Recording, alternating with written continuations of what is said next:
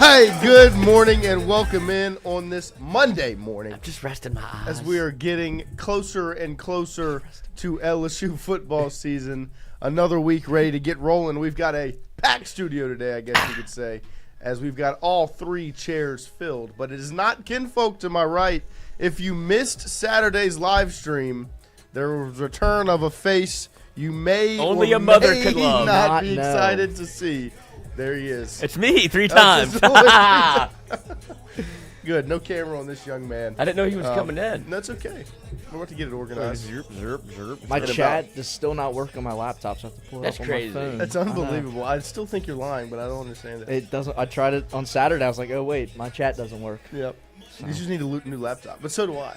You're going to go shopping together. My battery's dying like yours. Like You hear it taking off? Nah, mine doesn't do that yet, but it dies very quickly. Checking here. Is the microphone picking that up? No, That's what my laptop sounds like. thought it was the air conditioner. 24/7. That's crazy. So if you want to donate Tingle-Co on Venmo, get me a new laptop. But good morning. Glad to see all of your names, faces, and profile pictures in the chat this morning. Carl Dunn, Glimmer, Alex Futch, Chris Williams, Kenny Bilala, Mike Minianville, Gage Evans, Slat. Let's go. Glad to be back. Good weekend. Lloyd, Christian, how were your weekends? Great weekend. My weekend was good. I was happy to be back on Saturday. Really happy to be back, guys. Oh, yeah? I was. How happy? So much so that He spilled all over himself. I told Lloyd that I missed him at the end of practice. Wow. Yeah. That's No, a we had a sweet great moment. it was great to see Christian again. Yes. And then it was also great team bonding lunch, Yep. We went and had Really- lunch we together. really, got you know- asked if we were brothers which was at the table. we need to unpack that a little bit more. I don't really understand what she was seeing. We don't look alike. But I guess it's probably the double mustache and the I mean, boys, the vibes are off the chart. After Yeah. a great LSU practice, we're drinking tequila. I'm drinking tequila. Christian's stealing it while I'm not looking. You're offering it to I me. was just when Noah left. I wanted you to have some. I see the way you look at it. Yeah, no, I mean, she came up, she was like, sorry, because, I mean, we were messing with her, like, we were joking with her. And Yeah. so she sees the vibe. She's picking up on the giggles. And are y'all brothers? No, actually, What's this dynamic? we're co-owners, and he's our intern. Yeah, The we're- size chart's crazy because it's Lloyd is an Thank average you. size person. I'm a midget, and then Noah's just like a. Made Built for for throwing. It is funny because I would not look at us three and say, you know what, Brothers. those guys look like brothers. And then I was like, Lloyd got ID'd, which was awesome. Awesome. It's always the best because they're always like, wait, 30? And they asked me how old. I'm like, it's 32 or 33. I don't know anymore, dude. It's over 21. Whatever that date is on there. 35, 92, brother. There you go. 92 would be 33. 33. 33, Oh. there you go. I've been saying 32. Yeah. And last year I was saying 33. Yeah. I'm just confused about the whole deal. It's unbelievable. I haven't aged, though. Yeah, you haven't. I've just stayed 16. But It's illegal. it was good. It was good to see you guys on Like Saturday Volte. and get to go live on Saturday. Who just started an OnlyFans? As soon as, that's the joke. That's why you said that. You just exposed yourself. One I is saw an it on idiot, Twitter two is a yesterday. sicko. I was on Twitter all day yesterday because I had Wait a for a tweet little day. get 713 likes yesterday. Did You had a tweet get 713 likes. I did. I It forgot was to a- do what that. tweet? Well, It was yeah. a quote tweet of the world's oldest baby being born. The I baby's saw that. I saw 30 that. years old, and I said, dude can legally run for president in 5 years, and it's 714 likes. That's unbelievable. Second biggest tweet I've ever dropped. You worked so hard on that Twitter. It did blow I do. up. They got 15,000 views. Hey, I don't On have a that lot tweet. of followers, but I have. It's quality over quantity over here. I got a lot of important people following. Somebody commented, we count age from birth, not from conception. And Christian responded, whatever, nerd. Oh, gosh, it's good to have you back, Christian. Good to have you back. It was a good day on the field on Saturday. We'll roll through the headlines, some two claps this morning. Was that you that hopped into the two claps yesterday? Yes, It was Lloyd? I put that Both in of y'all the, did? the X link. Yeah. There you go. We talked about it. I'm telling you, the lunch Good worked. job. I'm glad. Into the headlines this morning. LSU Fall Camp continues on as they'll be back on the field today. And obviously, we were at practice number 4 on Saturday. We went live and broke that down for you. We'll probably just repeat ourselves this morning. So if you didn't see it, you can still go back and watch it later. But you'll get the cliff notes this morning when we talk some more about it because we were feeling enlightened after walking off the Ponderosa Saturday morning, getting back over here. It was really a great day. Saturday was a great day. We knocked out practice, came back here, did the show about an hour 15 minutes, went and had a good lunch, got asked if we were brothers, went our separate ways. It was a good day on Saturday. We did tell you on Saturday that Aaron Anderson was back on the field, but not practicing. He was on the side watching with a sleeve on his left leg.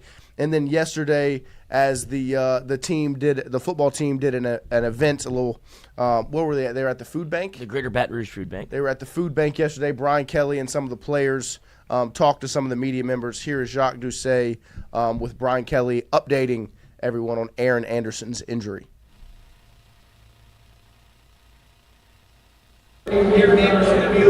Yes, he has inflammation from the surgery that he had previously, and we wanted to slow down. He had a great summer, and so he was able to handle a lot of volume.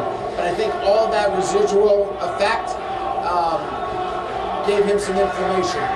So we went back, re-MRI'd him, bone scanned him, everything's clean. This is now just bringing him back slowly, and he'll be a guy that we evaluate his pitch count, if you will, and making sure that he's ready for every Saturday. All right, there it is. Yeah, I mean, that's about what we figured, right, Lloyd? Yeah, it's better than the alternative, right? Yeah, I mean. Because obviously Aaron Anderson has had injury history. Yes. Where you want to see him out there, but I think he's established enough trust and a relationship with the football team and what he's capable of, that if there's anybody that can kind of be on a pitch count, if you will, like Brian Kelly said, I think it's Aaron Anderson. Yeah, no, I mean, we talked about it on Saturday and a little bit at the end of last week, but definitely on Saturday. I was like, look, when John Eads said it, he was like, they know what they have. Like, right. That's the way they're structuring this entire fall camp under the premise. There's a lot of competition. I don't think Aaron Anderson has got a lot of competition. No, I think Aaron Anderson is very comfortable, and LSU is very comfortable with Aaron Anderson in the spot. I mean, that's your guy. Like, that's the number one returning target from last season. He has the relationship with Nussmeier. Like, right now, Nussmeier's trying to grow that bond and that connection, that chemistry with wide receivers in that room, like Sharp and Anderson and Brown and Hill and these new guys that have joined. You don't really need to build the chemistry between Aaron Anderson and Garrett Nussmeier because they have it. So it's best to play it safe. Don't force him out there. If he's got something up with the knee, let him rest. And then in 2 weeks, when you're a little bit closer to game time, get him back on the field, get him back in the flow, maybe accelerate it a little bit, and you'll be good to go on August 30th. I'm glad they're not pressing him to be back at practice right now. And when you're an athlete, the way that Aaron Anderson's an athlete, like, that's what you have to be cognizant of, because he's going to go – he's so quick twitch, so fast that this is what you look for. It's either, like, soft tissue or knee. Yeah. And so you just kind of protect him from himself a little bit. Yeah, no, I mean – because he's not going to not go 100%. Yeah, he's not going to go out there and catch one out of the backfield and make a cut and maybe plan on that knee or whatever. Like, the way he plays, like we said, shifty. When you're shifty, those, the soft tissue, the ligaments, those sorts of things can be stressed. We're not going to act like we're doctors, but, I mean, you know how it goes. So I know a doctor. I mean, I know a doctor as well, Christian. You haven't been to a doctor in a long time. How do you know one? My father. I have friends with the family, brother. Fair enough. So, obviously, it's not the I best took the news MCATs on Aaron Anderson that he's injured, but the way that they're handling it and the fact that it's not a major injury is good news. There was some sound from the players on Saturday. After practice, they met with the media. I think it was Tyree Adams, West Weeks, Jacobian Guillory, and Bo Bordelon. I think Christian said there's some audio issues with the Guillory sound. Yeah, we couldn't get that one. We've got Weeks, Bordelon, Adams that we'll go through later on this morning. Shout out to Christian for cutting it up. Did a better job today. Yeah. Took a step in the right direction. He's back around. He's starting to get it figured back out. He did have some issues, but he solved them. I didn't have to fix them. He fixed them himself. I did. Good job. I wish I had the buzzer. Yeah, well, and it's smart of him to start, literally start off by taking 2 steps back. Oh, this is how much I can fuck it up. Right. But now if I just cut him again, then I get praise. Yeah, then that's now from I'm the doing school a of good Lloyd job. Courtney. That's very smart. Yeah, I mean, he's turning into you, Lloyd. Yes, it's not a good thing. I graduate. Also, some really good news over the weekend. We let you know on Friday and Saturday you were going to see 2 announcements from some top-end defensive line guys in the recruiting front, as younger brother of Don McKinley, Darius McKinley, made his announcement on Friday and has committed to LSU. And what added to what was already a loaded class, with Darius committing, it was even more of a loaded class in that position group, joining Rich Anderson, Lamar Brown as just the in-state guys in the defensive tackle room. Obviously, you've heard a lot about Dominic McKinley and his growth. He was the number one player in the state 2 years ago. His growth now being at LSU, and then now his not-so-little brother also pledging his commitment to the Tigers. And then that was followed up on Saturday with the announcement from four-star Deuce Gerald, who made his announcement that he was committing to LSU. So that's another four-star defensive tackle making an announcement to pledge their recruitment to LSU with a commitment. So that's back-to-back on Friday and Saturday. Jonathan asked how confident were we that they were going to go 2 for 2. I said definitely confident in Darius McKinley. Feeling good about Deuce, but we'll see, because I think Oregon was a hat on the table. And, you know, it's always hard when you have to compete with that Nike check. And LSU did it, pulled it off, got the commitment from Deuce Gerald yesterday or on Saturday. So that was back-to-back good announcements for LSU. And that defensive line recruiting class for 2026 is, I mean, that's when you talk about a foundation for the future. Lamar Brown, Richard Anderson, Darius McKinley, Deuce Gerald, that's 5-star, 5-star, 4-star, 4-star, or 3-star, 4, whatever. Like, loaded and I know at that how, position. I know how people feel about recruiting in the current state of where recruiting is and NIL and all of that, but you roll out that defensive line. Buddy, that's how you win national championships. Yeah, I mean, as much as we think LSU is, like, this year is of massive importance. Yes. But because of what you put together and all the pieces that you've added, and you saw it on Saturday. Like, these are guys that came in and they're going to play. Right. But then you look down the road to 2026, you're like, it's going to be a step back unless you do what you did in the portal again, but you have to add different positions of need that are harder to get or more expensive. But with what you have in 25 and everything that you've done with the staff, and kind of you just look at it like this feels a little different. 26 is a step back, but you're building up to 27, 28 with that recruiting class. Yeah, and I mean, really the only like, if you're able to continue to recruit at this level and have these guys that are the young guys that are going to be on the field develop this season, whether it's Deshaun Spears and PJ Woodland, Ashton Stamps, like go to Toviana, go down the list of some of these younger guys, especially your offensive line is going to have some young guys that are going to get some run. You could return a good bit for 26. I think the biggest knock there is just the fact that you won't have a returning quarterback with Nussmeier being gone. So, I mean, you are building for the future right now, and they're doing a very, very good job. Thank you, Bryce Underwood. Yeah, no, I mean, it's a completely different era. Yeah. Like, I mean, it's nice that obviously Austin Thomas has built this team in the front office. We've talked about it. It feels like all the puzzle pieces are dropping in place, whether it's the front office staff, the support staff, the coaches on the field, and then obviously the support from the boosters and the rev sharing change. Feels like LSU is very prepared for that, and they're doing a great job. And you're seeing it from going with the number one portal class, good recruiting class, to now this 2026 recruiting class shaping up to be something special. And if they can get that Blaine Bradford flip, they will. That's why you went to go get Sam Petito. Right. I mean, that's the point. That's the point. That's what he does. And that's why he went to Ohio State. That's why Caleb Downs, he got him to transfer to Ohio State. So whatever he's from what, a meat? Like, he's from Louisiana. Right. He's worked hand in hand with Nick Saban. He got Devontae Smith to go to Alabama from a meat. Louisiana. Right. So, I mean, now like, he's on LSU side. You don't think that's a little bit easier of a sell? Working in state. You know, it's a little bit easier of a sell. Yeah. So, I mean, when if/when Blaine Bradford Underwood and makes Blaine that Bradford flip, all come back to LSU, then 26 does look good. good. But it's obviously really good right now on the recruiting front for LSU, as it's very hard to see any negativity on that front the way they're absolutely dominating in the news cycle. Into the two claps this morning. Speaking of Deuce Gerald's announcement, I got a little backstory on his dad. Recruited by Frank Wilson to Ole Miss, I believe, out of Scotlandville. And in this video put out by our guy, Lon Philip Sullivan, Christian's friend, you see how hype Deuce's dad is when the announcement is made that he's coming back home to Baton Rouge. Like, you want to talk about feeling like recruiting now isn't real? This video right here, I mean, this is real raw emotion from Pops. But for the next 3 or 4 years, I'm taking my talents to.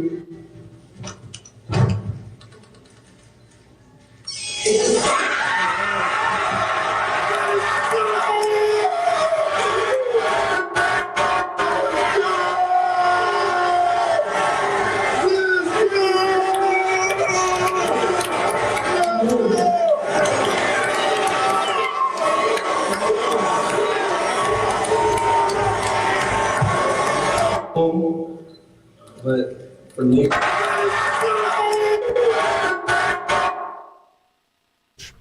Pops was fired. That's that quick text. Yeah, and it's watching stuff like that is awesome, where you see the father and the son, and Dad was juiced up. I mean, you can call recruiting, charade or whatever you want to call it. That was real right there, like real emotion, love. Just a great job by Frank Wilson, obviously, and the rest of that staff getting that recruitment done. And obviously, Dad was fired up. But yeah, Dad is Davern Gerald's. He was a Scotlandville product that obviously Frank Wilson had recruited back in the day. So the relationship with Uncle Frank was strong. Next up is kind of what we were talking about, this defensive line recruiting class. Man, What's the special. real quick, it's the inverse of when this happened. Yeah, I mean, the complete flip. Like, go to LSU. It's the complete opposite. God, don't remind me of that day. That was tough. Dang.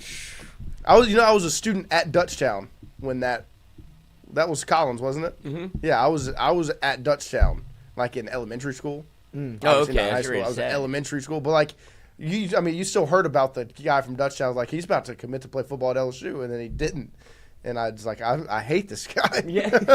And he's pretty good. And he's pretty. Yeah, I mean, he was pretty awesome. Just didn't do it in the purple and gold. So whatever. But here is that list of the defensive line class that LSU has put together, where this 2026 class has Lamar Brown, the number 1 athlete, will play defensive line. Richard Anderson, the number 2 defensive lineman. Deuce Gerald's number 8 defensive lineman. Trenton Henderson, number 6 edge rusher. And then Darius McKinley and DeAnthony Lafayette, 2 3-star defensive linemen. Lafayette, I think, out of Florida. And Darius McKinley, obviously, an in-state product, where LSU has just put together a very good staff, like we said, both in the front office and in support staff and on the field staff that have done such a great job buying into recruiting. And especially when you look at what they've done with the in-state guys. I mean, Lamar Brown, in-state. Richard Anderson, in-state. Darius McKinley, in-state. And then even though Deuce Gerald's is out of Georgia, that's an in-state connection. I mean, the kid said, I'm coming back home, like because of his father obviously being a Baton Rouge product. So shout out to the staff on the defensive side of the ball, Blake Baker, Kyle Williams, Kevin Peoples, those guys. But then obviously guys like Austin Thomas, Frank Wilson, and the rest of the staff that Brian Kelly has around him, absolutely dominating in the recruiting realm right now.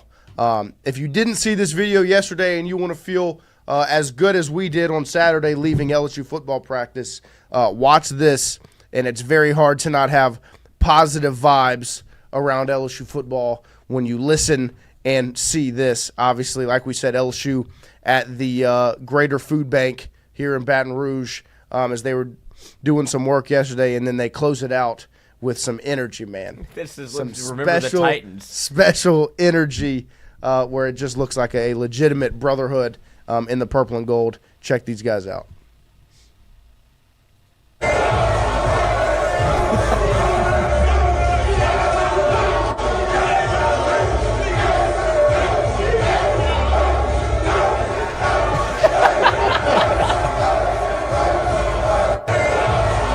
don't think you could cut a better promo for the food bank. No, or for the football Or team. for the football team. Like, I mean, it's great promo for the food bank. And on top of that, I mean, is that not exactly what you're looking for? Yes. Where like that is a bond. Like they all genuinely enjoy being around one another. And that was my biggest takeaway. Like, I know we probably get criticized for looking too much into things at some points, but usually we're right when we do it. Like, because we've been on teams, you know what it's like, whenever it's good and when it's bad.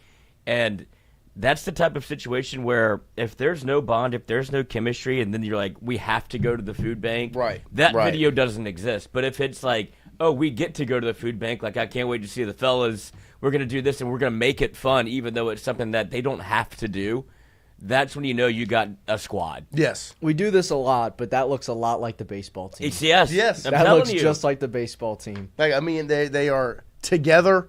Like, they literally enjoy being around each other, one another's presence.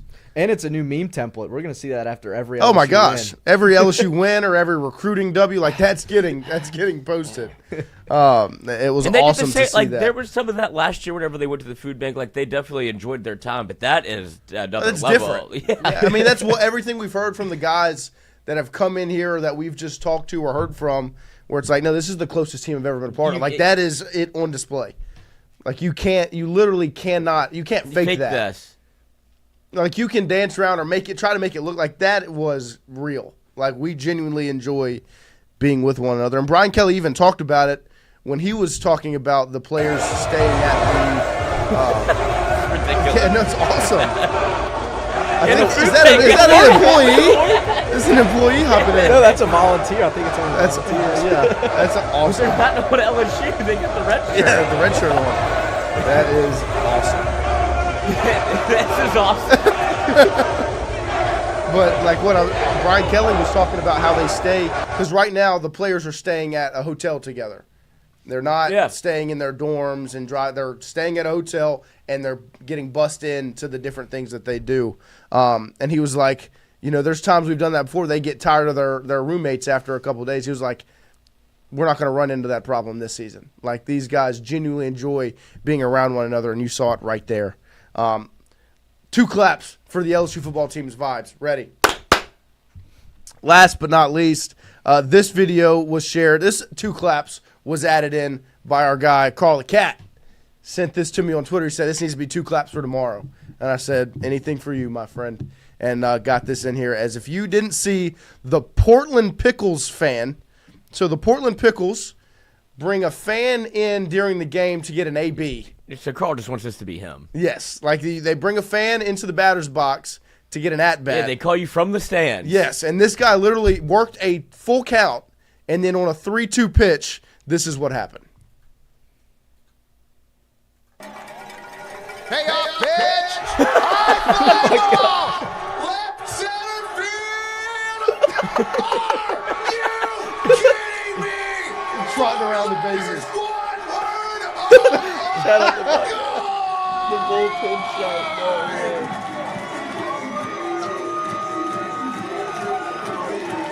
I mean, he's definitely played ball. Yeah, I mean, that wasn't a fake swing. Played great in high school. Found the right guy, Dwayne Pickle.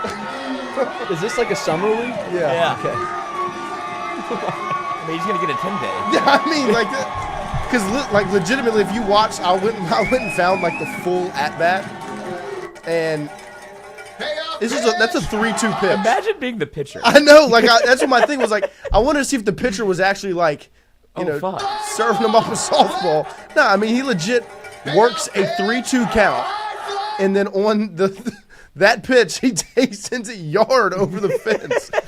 So. And I saw this last night too, and I kind of went through the entire backstory. So he got called up to do this like a couple of nights before and drew a walk, stole second base, and scored a run. So they brought him. He was in short, stole second base, and slid feet first, and like that doesn't feel great. But was able to steal second, score a run, so like bring him back, and this is his encore. He hits a fucking nuke. Yeah, I mean, like, this kid is going to have a uniform He's going to next play year. on the team now. Like, what do we do? Why is he not in a uni yet? But what a fun story. Yeah, I mean, you get called up on a Thursday night, and you work a walk, you steal second, and you score a run. And then you return on Saturday, and you pimp one over the wall against the pitcher. Like, I mean, I'll tell you, that wasn't just a normal fan because that was a smooth swing, and he's obviously a legit Do you think he was a player. plant? Do you plant? think he was put Industry in there plant? for entertainment or engagement purposes? I don't know, because that's what you should, because of the way the world works now. That's what you should probably think. And Yeah. when you have the Cleveland Browns that have a guy fall in the water on purpose Right. when they're unveiling their helmet. Well, and the It's worst like- thing you want to happen is somebody get called out and get absolutely like embarrassed. Or get Signed hit to one day. by Or a get pitch? hit, yeah. He signed to 1 day. Number 69. I mean, this guy. That's a winner right there. Does he have his name? Hold on. Dixie. That's Dixie. all. He's a one-name guy. I mean, 69 is going to have Dixie on the back Whistling of his jersey. Dixie. 2 claps for Dixie. Ready. Don't forget, every single day we are brought to you by AJ Sports Cards. AJ Sports Cards based out of Baton Rouge here. They're right off Drusilla Lane. Our friends over at AJ Sports Cards bring you the show every single morning, so make sure you go check them out. 3348 Drusilla Lane here in Baton Rouge. They got an awesome collection of cards that have already been pulled out of packs and you can purchase to complete your collection, or go buy some boxes, Get some lucky packs, like Dixie. and get lucky like Dixie and start ripping them open and see what you can get. See if you can make your money back. Then they've also got some really cool merchandise and collectibles over there at AJ Sports Cards, 3348 Drusilla Lane. And if you want to make sure they know you appreciate what they do for Tingle & Co., call them up, 225-831-4508, and just tell them you heard about them on Tingle & Co. And I'm sure they will appreciate it because they are the reason that Tingle & Co. every single morning is possible. And so are y'all. We appreciate you guys joining us this morning as we will get into some of the sound from the players on Saturday. Like we said, after practice on Saturday, which we were at and we thoroughly enjoyed because there was, like, if you didn't see it on Saturday, there was not a lot of negatives to take away from what we saw on Saturday. And we are going to get into what the players, Wes Weeks, Tyree Adams, and Bo Bordelon had to say. 2 offensive linemen and a linebacker. So obviously you'll get to hear about the defense. And then the position group that's going to be made a lot of, and that's the offensive line. We'll start with Wes Weeks as he talks about this team and how close it is. That's where we'll start because you just saw the video from the food bank. Here is one of the leaders in this program and on this team talking about the tight bond that these guys have.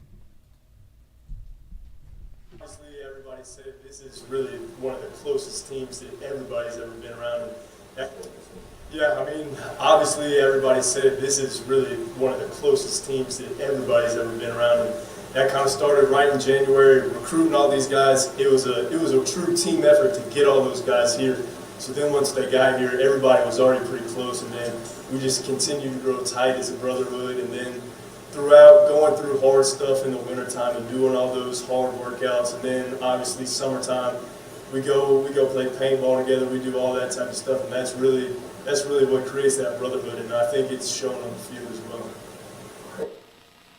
I mean, that's the goal, right? That last little nugget he said is shown on the field. Like, that's the goal. Obviously, you can be as close as you want as friends on the team, but you want it to show on the field. And that's what I'm really excited about because that's the concern, I would say, when you're bringing in 18 guys out of the transfer portal that are all going to be instant impact guys and get to play on the field. You're worried about chemistry and morale and how those things may work out. And from everything we've seen and heard, and obviously you heard Wes Weeks talk about it there, this is a team that is tight. And the goal is getting to see that on the football field. And what we saw at practice kind of represents that, where it's like nobody, as much as there's competition, it's not competition out of like, I want to go take this guy's spot or I want to do this, that, or the other. It's like, I'm getting my opportunity, I'm going to go take advantage of it. Because the way they are rotating offensively and defensively, it takes a bond to be able to do that. Like to not get upset when you're, Deshaun Spears and you get pulled out to get AJ Halsey put in. Like it takes a bond to not be like, why me? Mm-hmm. To sit back and be like, you know what? That's what's going to make us better as a team is keeping everybody fresh. Like that's the buy-in that you hope to see, and it's nice to see the players continue to talk about that. The next thing from West is him talking about the 1-0 mentality, or we'll start with the second year under Blake Baker, and then we'll roll that one right in to the 1-0 mentality that this football team has. going into year 2 thinking you guys? I think the biggest thing for us is just like having comfort level in Coach Baker. Like we all know our job, and now it's like it's the details of all right. We can disguise this to throw off QB. We're trying to ball. We're trying to show different stuff. We're trying to cause a lot more confusion. So we all know coming into our second year with Coach Baker, we know exactly what we need to do. Now it's just disguising everything and playing mind games with the QB. Are you do the next one? Yeah. Over the LSU facility? Kind of like what I was just saying about how it's really focusing on the task at hand. You got to go 1-0 in the morning meetings. You got to go 1-0 in practice. You got to go 1-0 in recovery. You got to go 1-0 in the walkthrough. So really, it's just attacking every single thing with that 1-0 mentality and winning that, whatever it is, practice, a rep, anything like that. So obviously, to start with the Blake Baker discussion, like that is probably part of the reason why everyone's so confident about this defense is because like when Ahmad Bro came in and sat down with us, he was like, there was a lot to learn in year 1 under Baker. He's like, but now we've all got that figured out and we get to play free. And with what you did in the transfer portal, you've gone out and given Blake Baker the tools to be free and build the defense his way. And the word that he said a whole lot starts with an H, and it's havoc. And from what we saw on Saturday, there's an emphasis on havoc because that defensive front, that front seven in itself, West being a part of it, creates havoc. How many players on the defense do you truly think you'll see? What do you mean? Like, because of what they've added, who was already on the team, how you recruited. Like, I think there's a role to what you see. But I know only 11 can play at a time, but with the rotation, there's like, but for me, 18 to 20 guys that can play defense. Oh yeah, for LSU. I would say 20 to 23. Yeah, like legitimately too deep. At almost every single position. Because if you don't go to the portal, you had a defense that would be serviceable that you saw last year. Right. And now we just added 7 more players on defense that you'll feel like you're going to start. You've got 5 safeties: Cooley, Halsey, Spears, Gilbert, Toviano. And I think all 5 of those guys are going to get to play. You saw them all get rotated in. Mm-hmm. At corner, you've got 5 more with Delane, Jackson, Woodland, Stamps, Pickett. That's 10. Linebacker, I would say, not counting 5, Perk 6. in that. Oh, okay. I'll put Star or something else, but like you've got West, Witt, Devon, Singleton, Tylen. I would say 4 there.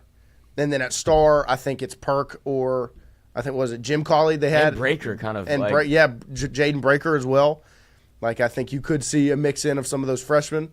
So I mean that's 4 or 5 and then 2 star. And then at defensive line, you've got 4 edge rushers, Butler, Pyburn, Relaford, Payton.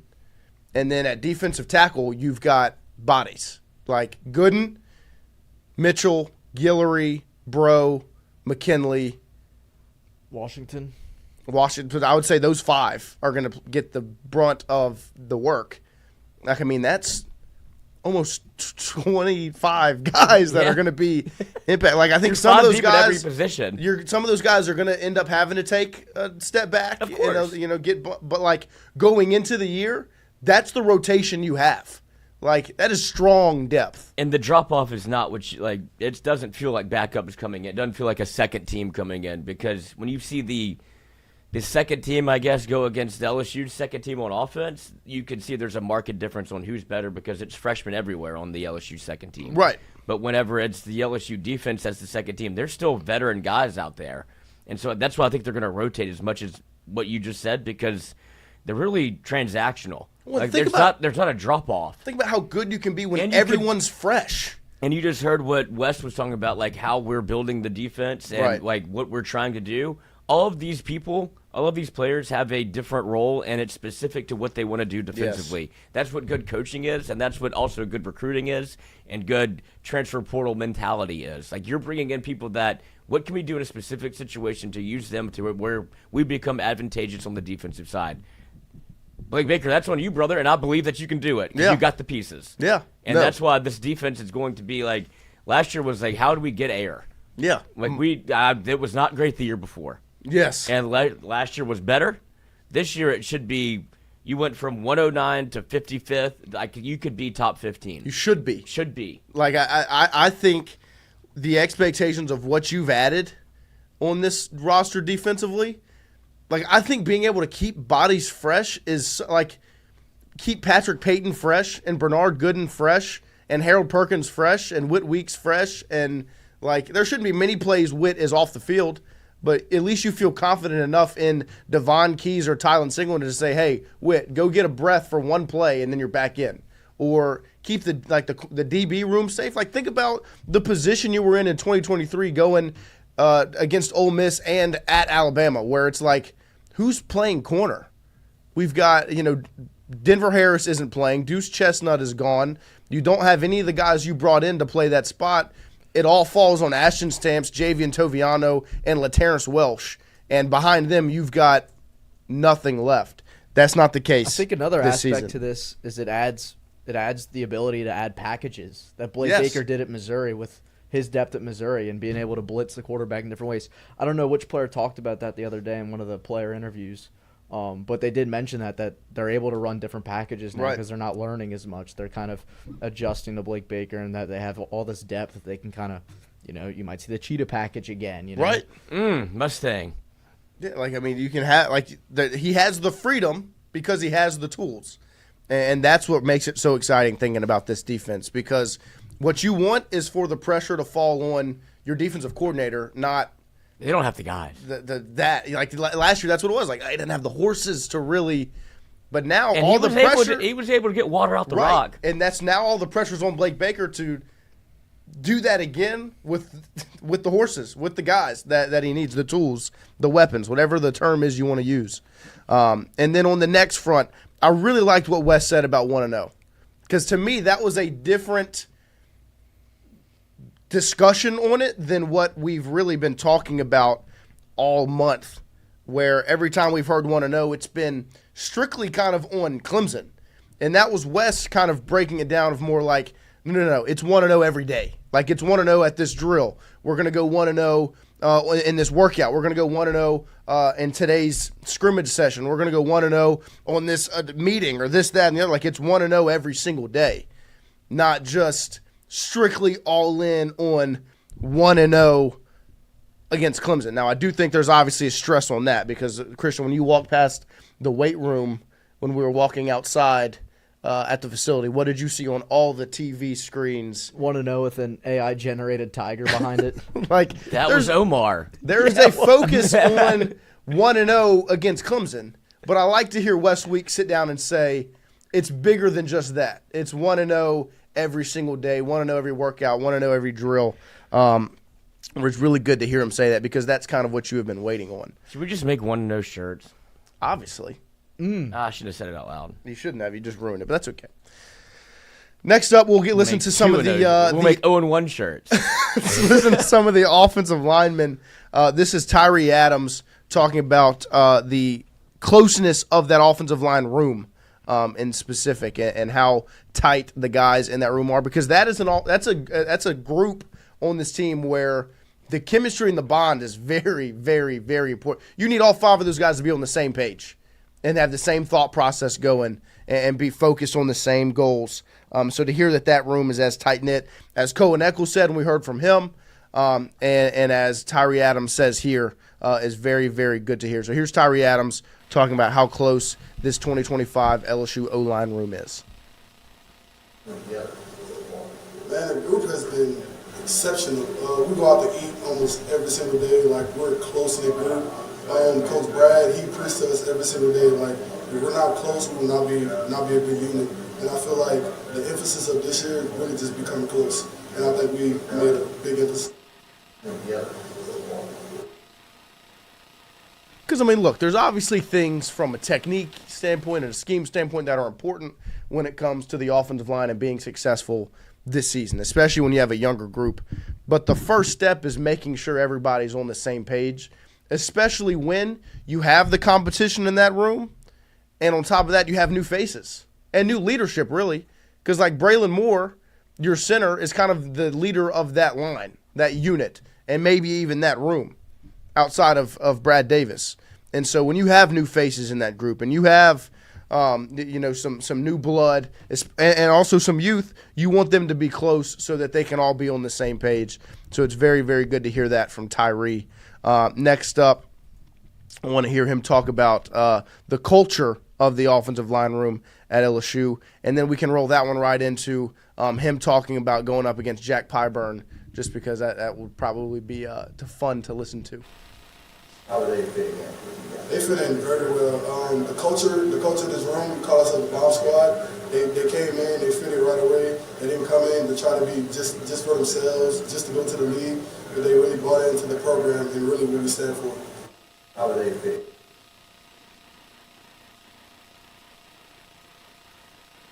Thoughts on him so far? He intense. He brings intensity each and every play. He's going to talk his talk when he walks the walk. And I love Jack with everything. And for him just to do that in practice is going to carry over to the game because he practice how you play. And the way that he practice is intense. There's Tyree talking about some of the additions to this team and Jack Pyburn on the defensive side, but also the two offensive line transfers, Josh Thompson and Braylon Moore, saying how they've just meshed so well. He was like, they came in and they weren't worried about getting to the league. They didn't come to LSU, like we've said, they didn't come to LSU to play at a bigger program or to get the spotlight or to go to the NFL. Obviously, those are benefits that come with playing at a program like LSU. He said, but they came here and they bought in to the goals of this team, which is exactly why it feels like they've meshed and they've bonded in so well. And then rolling that into Jack Pyburn, where it's like, I mean, that's the benefit of adding depth to that room and bringing in a guy that's that bought in to determine like Pyburn is, I mean, Jack Pyburn being that intense and showing that effort every day is going to make Tyree Adams and Weston Davis better. Like, that's iron against iron. That's if you're going out and getting Jack Pyburn, who's a crazy person from everything we've seen and heard, that's going to make Tyree Adams better because he's how many crazy people is he going to face on Saturdays? I mean, it's probably a good many, but not maybe as many as crazy as Jack Pyburn. But you also heard something, whether it was when Cohen Eccles was in studio or Tyree Adams just now, where he talked about they call themselves the Bomb Squad, and Cohen Eccles was like, because we want to blow shit up. That's it. I don't know if people remember, but in 2011, that's what the LSU offensive line calling card was. Like, that's where it comes from. So I don't know who has the history. I don't know who kind of brought it back. But, like, that 2011 offensive line was pretty good. That was T-Bob Abear, like, Josh Jurassic, like, Will Blackwell, like, had some guys on there that went to the league, but also they had to play all five together because they all weren't the biggest people in the world. But if you have that kind of mentality of being the bomb squad, I just think it's cool to kind of get a callback from nearly 14 years ago. And they all had something to prove. Yeah, that's what it feels like. They had a chip on their shoulder because, I mean, they weren't the biggest or strongest or most highly touted group. I wouldn't say this group isn't the biggest or strongest because they are quite large. Yeah, they are a bit more talented than that 2011, at least physically. Right, like Tyree Adams, Weston Davis, Bo Bordelon, DJ Chet. Like, when you look at these guys, you're like, Lord have mercy. Like, these guys are monsters. But they have that same chip on their shoulder where it's like, you don't respect us the way we feel we should be respected. And we've got to earn that. Yeah, because you saw the run game last year. That's probably part of it. I think they were – well, and – like you're missing two of the guys that got all of the respect in the world is Emory Jones and Will Campbell. And so now it's like, oh, you don't think we're any good because we don't have those two guys? It's like, well, Campbell went third overall. Like, he deserved everything he got. But you also take that mentality of what Will Campbell did, and, like, that's still they were around for that. They got to see it. You heard Cohen Eccles talk about it. He went through all four of those guys that were gone, Will, Miles, Deli, and Emory, and being like, they all served a specific purpose in making him the player he is. And so they're obviously going to keep that mindset from those guys. But that's why the expectations are low, is because you're replacing a group of four guys that all got drafted. Like Frazier, Dellinger, Emory, and Will all got drafted, and Will being a top 5 pick.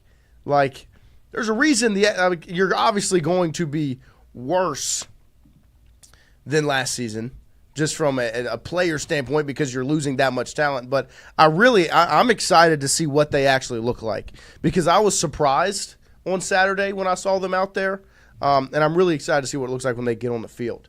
So we're going to roll into Bo Bordelon talking about this offensive line as well. We're going to start with him talking about the O-line room and its culture, just kind of the same kind of point as Tyree Adams, just to keep that rolling. Here's Bo Bordelon, the Iron Tiger? The Iron Of Tiger. the offseason, talking about the O-line room and its culture. Yeah, I think we have a great unit. We're really close. I mean, everybody in that room cares about one another. Everybody cares about each other's success, and I think the best part of it all is we don't have a lot of jealousy in that room. We're all rooting for each other when we get out there, and we're competing every day. We're also holding everybody to our standard. So we set a very high standard in that room. We've had a bunch of guys who've come through in the program before us that have established what it means to be an offensive lineman at LSU. And we're trying to uphold that standard and surpass it. So.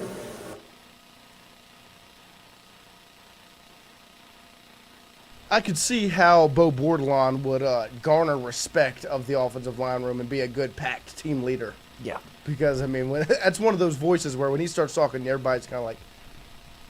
That mustache demands respect. Yeah, mustache. I mean, he just needs aviators. Yeah. But I like to hear Bo Bordelon because he's a guy that's been here since year one. Like, he's been in all these offensive line rooms. Like, he's been here with Will through it all and with Emery through it all and go down the list of guys that have come through the room. I think an important part of that quote was he mentioned there's no jealousy in the room. Is that what he said? And I think that's important because Bo, if anybody should feel jealous or feel like he's been done bad, is Bo. He's a senior and he's not even listed as a guaranteed starter. Right, he's battling out with Weston Davis, who's a right. So I think freshman. that's important to note because I think other position groups on the team are the same way. I think that's what makes this team so tight. No, and it's like, I mean, I hate to continuously compare it to baseball, but I mean, it's. Gosh, you got to, though. It's Ashton Larson, it's Josh Pearson, it's Michael Braswell. I'm gonna do my job. Like, regardless of the competition, like Josh Pearson's a national champion and was okay. Yeah, I mean, I'm saying going into the year. And like he's platooning. Even Jake Brown could have been upset platooning at his position. Ashton Larson was your best hitter down the stretch in 24 and isn't playing. Michael Braswell was your starting shortstop all year. Moves to third. And moved to third without even blinking an eye. That's Bo Bordelon talking right now of like, wait, I've been here since Kelly got here, and I'm competing for the right tackle spot with a redshirt freshman. Yeah. But I'm not. He's not mad about it. He's still leading. He's still putting he could have transferred. He could have not. He ain't transferred. He's right. Louisiana through and through. But he could have not put in the work this offseason that he did to earn the Iron Tiger. Like you showed the picture of him when he got here versus now. Like this looks a little different. So much so that his brother came. I mean, he easily could have said, "No, don't come. Like you're probably not going to play. Like you're my younger brother." But I mean, his brother showed up. I think that's a testament to how much Bo enjoys playing for LSU, and I think that's important with this team is you need the connection, the buy-in, you need the love for the team. So the buy-in, and that he's a legacy, right? Brother. Yeah, I mean they don't have a choice. Yeah, and you're gonna try. Yeah, like you're not just gonna go to LSU because I played at LSU. Like his dad, Ben Bordelon, right? Played at LSU, was undrafted, and still played in the league for 3 years. Like that's the kind of work ethic that the Bordelons got, and you see Ben Bordelon or Bo Bordelon go from this to what. This. It looks like a different person. No, literally. What have you seen, son? And then here's Bo talking about DJ Chester and Braylon Moore because that's one of the other interesting dynamics in this room is kind of like on the Michael Braswell point where you were the starting shortstop for the whole season and you're getting moved spots and not really blinking an eye. DJ Chester was your starting center all year last year. Like every single game started at center. Then they went out, they got Braylon Moore. Like DJ Chester could be disrespected or pissed off that's the case. And here's Bo talking about the dynamic in the room and the competition or whatever between Chester and Braylon Moore. Yeah, both of those guys are dogs, man. I mean, I would go to war with any one of those two dudes, and I think that Braylon being at the center position, DJ moving to guard, DJ's just well to guard. But I think DJ's also an awesome center. I think Braylon has been doing some great things for us in the run game, and also DJ does a great job in there communicating. So there's different things that both of them excel at, and I think that it just gives us a different edge coming into week 1. Two more? And Josh Thompson, what we went in from the transfer portal, how was he? Yeah, Josh is awesome. He's another great addition to our room. I think just talking about the 2 transfer guys, Braylon and Josh, they've really been a great fit for our room. I think they've helped us not only from a talent perspective, but also they bring some energy, some juice, and they're great guys as well. So, as I said, we're all just competing for that national championship, trying to make each other better and hold each other to that standard. Last one? From your perspective, how is the Yeah, I think we're going to be able to win football this year. We got to go do it though. So, I mean, we can talk about what we want, but at the end of the day, it's coming down to executing on every play. I mean, that's like everything. If we go do our job, then we're going to score a touchdown every play. So, I mean, that's just the way I look at it. Yeah, Brian Burgess, Bo looks like he's I mean, that's a grown man. That's what we're talking about. We're talking about this offensive line. I mean, look at the that's what we're hoping. This is the Christian path right here. Right. We're hoping Christian in Christian a couple arc. years will have this sort of growth. Well, the difference is he's a year older. than Oh, me. okay. That's the difference. You got the year. No, I'm cooked. No, I think we'll get you to And that. it's so funny what I mean. Obviously, he went to Newman, but what LSU gets in your blood, you changed a little bit. Yeah, I mean, talk about Oh, hey, nice, cool to meet you. Oh, but fuck you up. No, I mean that is a grown man, and that's what we're talking about with the offensive line room. Like, it's not a discussion of if they have the guys. Like, they have monsters on this offensive line. Like, whether from a physical standpoint, a size standpoint, like, they're big and they're strong. They just have to have the right scheme and be put in the right position and have the right technique to get the job done. So I really think they have the potential to be a very, very good group. And it seems like they got the attitude. Yeah, they've got the mindset. They all carry it. And they all have a chip on their shoulder. yes, they have a chip on their shoulder. And like you said with the 2011 group, like, you put them next to this offensive line room, and one of them is a little more physically imposing. Nothing against the 2011 room. But, like, Tyree Adams is, what, 6'7", 3, whatever? Like, monster. Bo Bordelon, look at him. Weston Davis, massive.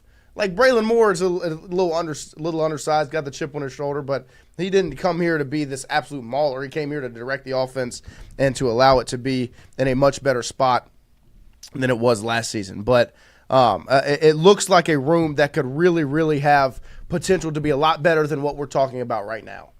And I know we've talked about the offensive line a whole lot, but it's because they have the potential to be better than the expectations are on August 4th, 2025. And you're going to find out a lot about them in 26 days. Like, they're going to be, like, talk about getting tossed into the deep end. This is a defensive line with Clemson that has the highest expectations of any room in the country. Now, I haven't done a film breakdown or I don't have any true understanding of what they have, but I know Peter Woods is really good. I know TJ Parker's a pretty good football player. And from what I've seen, they have NFL talent on that line. And that's who LSU's going to be matched up against week 1. So it's not like LSU has a learning curve on the offensive line where you've got, Georgia Southern in game 1 to kind of get it right, or like Louisiana Tech in game 1. That's game 2. Like, you're playing in compared to 2019, it went Georgia Southern then Texas, so you could kind of figure it out before you went to Austin and played the top 10 team. It's the other way this time. You got that top 10 team week 1. There's not going to be a learning curve before that.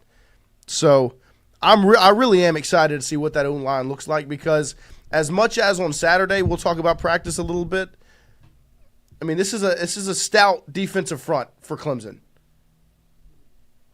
Like, they're not anything to just kind of bat your eyes at. Is this Woods? I mean, their D tackles are rushing like edges. Yeah, I mean, and Woods has cut down on weight since this. I mean, that's against Tyler Shuck. They lost that game. But yeah, I mean, this isn't going to be an easy game for the offensive line. Good Lord. 11 on a D tackle is not what you want to see. Unless it's yours. Unless it's yours, yeah, right. Ahmad Bro in 16. Yeah. Mason Smith in 0. Ego Ferguson in 9. Mm-hmm. Talk about it. But, no, I mean. Jason. Yes, 4. Perkins 7. Come on now. So, like, I think. 11's a problem. Yeah, no, he's legit. And like I said, he's slimmed up, so he's likely faster. But this is everybody. Like He looks a little like. I mean, this is against Texas. They lost. I mean, they lost the game, but still, like He it's reminds not, me a lot of the guy from Ole Miss last year. What was his name? Walter Nolan. Yeah, Yeah, that's what he looks like. Mm. Being able to do it on the No, I edge mean, and he's on the legit. inside. like this isn't going to be an easy assignment for all 5. They're lining him up everywhere. It's against Georgia. Like I mean, he's lined up, nose tackle. He's lined up in front of your guards and your tackles, and he'll find a way to get caught with it. I mean, you don't want to block him with a tight end. I mean, that's bad on Wake Forest's part. What are we doing? I mean, this is 2.5. This video is 2.5 minutes Yeah. of just him at defensive line. It's hard to find highlights of defensive linemen for this long. Yeah, so I mean, like it's not going to be an easy assignment. But they did lose every game they played against the SEC last I mean, he year. clogs every hole. and Yeah, he's a not- problem. He's legit, and like this is what LSU is going to have to face up against. Like this is elite. To stunt the wrong way and come back and be able to find Shove the that. I mean, football. look, 61's looking for something on the ground. Like, watch 61 right here. Go find that. You dropped something. Like, and the other thing is, like, he's got an off season of development. Like, he's probably going to be better. When it's not just him, like you can see other people flying around with the football, Yes. but he causes a lot of the havoc. But there's like if he ain't first, there's somebody second and third, right? Like just like this, like right behind him. It's a good defense. They got very good defense. that they did lose their 3 games to the SEC, and I'll say that. But I'll say, like, people are going to look at that Georgia score and make more of it. It was 10 to 10 at half. Yeah. No, I mean, they battled. They were a good football team last year, and they're going to be a really good football team this year. Yeah, it's a funny matchup. You'll probably see it again. Yeah. No, and Chris Williams, the pass game will be hot. No problem. Like, yeah, I mean, they're By hot, get the fucking ball get out the your ball hands. out. So, I mean, that's the offensive line's Or assignment. put Juwan in. Week 1. He was Like, everywhere again. yes. I don't know if we talked about it, but I don't know if we talked about it. I walked away from practice, and we talked about it on Saturday. The defensive line won the day for LSU. Like, that pass rush is legitimate, and they cause havoc, whether it's Patrick Payton, Bernard Gooden, Jacobian Guillory, Don McKinley, Jack Pyburn, Harold Perkins. Like, they are causing havoc. Jaden Breaker with a sack. Like, they're causing havoc. It's legit. But I still think the O-line, I walked away on Saturday feeling better about it than I did walking in. Even though the D-line won the day, I mean, Weston Davis had 2 really good reps where one of them he dominated Jack Pyburn. Like, had him 20 yards downfield and let him hear about it. You know, and like Jack Pyburn, it's a player. Like, he's going to be an impact player on an SEC defense and has been. So I go with Brian Burgess, what he says in the chat. I believe the O-line is going to be better than expected. Well, and like we talked about having a chip on their shoulder, like they practice like that, where if they have the opportunity to put you in the ground or they feel like they're winning a rep, they finish the rep. Yes. Like and then they'll talk a little bit of shit about it too. But when you have that against Bernard Gooden, like you can see the competition kind of come out. But if the offensive line can win a rep, they're finishing the rep. Yes, definitely. But when you look at Clemson, like this from the same tweet, and this is James Foster who does NFL breakdowns, what have you, and I mean this is what you're looking at. When you start like kind of prepping for Clemson, because we're closer than you think when it's 26 days away. Like this is their Peter Woods, who we just saw number 11, is my number 1 player in the 2026 class. He's lapping the competition. It's also really hard to study this class in depth and not come away thinking Clemson should be a national championship favorite. No team that I've watched compared to their combo of experience plus NFL talent. Top tier quarterback coming off a breakout season and entering year 3 as a starter. True. 4.5 to 5 returning O-line starters with 2 and 3 on track to get drafted. Top 3 wide receivers return, including Antonio Williams, stud. Multiple top 50 picks at every level of the defense. Wherever they don't have veterans, they have super talented underclassmen like Sammy Brown and Ashton Hampton.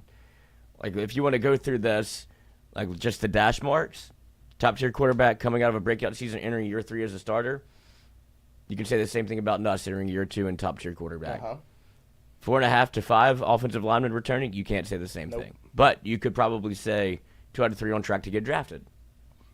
Yes, I would Top say 3 so. wide receivers return, including Antonio Williams. Check. LSU could say the same thing with a stud or Yes. 2 and added more. Multiple top 50 picks at every level of defense. I would say the same thing you could say for LSU. And when they don't have veterans, not as proven, I would say, as the Clemson defense, but I would say the same conversation. Yeah, like when you, but AJ Halsey, right? Those are guys that are, but like Pickett will be. They haven't done it at Harold Perkins, the LSU level yet. Right. Like Halsey, Delane, Bernard Gooden, Patrick Payton. Like those are guys that should be high expectations on the NFL, the draft route. But they just haven't done it at the LSU level yet. The Power 4 SEC this game level. Mm-hmm. And so I do think there are a lot of similarities between these two teams. But I just think on the route of more proven, Clemson wins that aspect of it. But that's just on paper, man. Like you've still got to put the cleats on, you got to put the pads on, you got to put the helmet on, and you got to get after it on August 30th. And I'm excited to see LSU do that because I really did come away from Saturday feeling better about the team than I did before, and I have already had high expectations. Like I came in this morning, I looked at Lloyd, I said, every day that goes by, I feel better about this team, and it scares me even more. Like I felt good going into Las Vegas last year. I bought the ticket and went, and I swore it off after that. I was like, I'm not doing this again. And guess who's got tickets to Clemson? All 6 three of us. Yeah. Like, we're all going to be up in the nosebleed section with the rest of you fools that are there watching LSU football. I haven't been since the first Florida State game. I swore it off. And now they just when you think I'm out, they drag me back in. They drag me back in. Because I'm in. Yeah, no. That practice also did a lot for me. I think it's not so much us getting dragged back in. I just think it's how, I guess you could say how well Omaha went that we're like, oh, let's do it again. We got to do it again. Omaha did play a factor where it was like, we need to do this trip deal again. Now, did Omaha go as planned? No, but we knew to come with a plan this time, and now we're planned out. But I left Omaha. I learned some lessons where it's like we're gonna have this thing. I crushed it. Yeah, I mean, yeah. I have no notes, no complaints. Expect nothing, be surprised every time. Yeah, we're gonna have something booked for the entirety of us being there.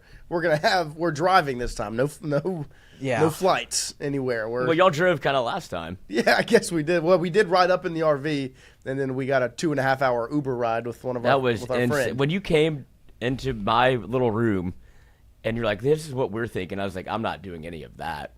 Well, I mean, we saved a good bit of money on the flight that day because the flights out of Omaha on that day were like $900. If you just waited a little bit longer, $200. You're right.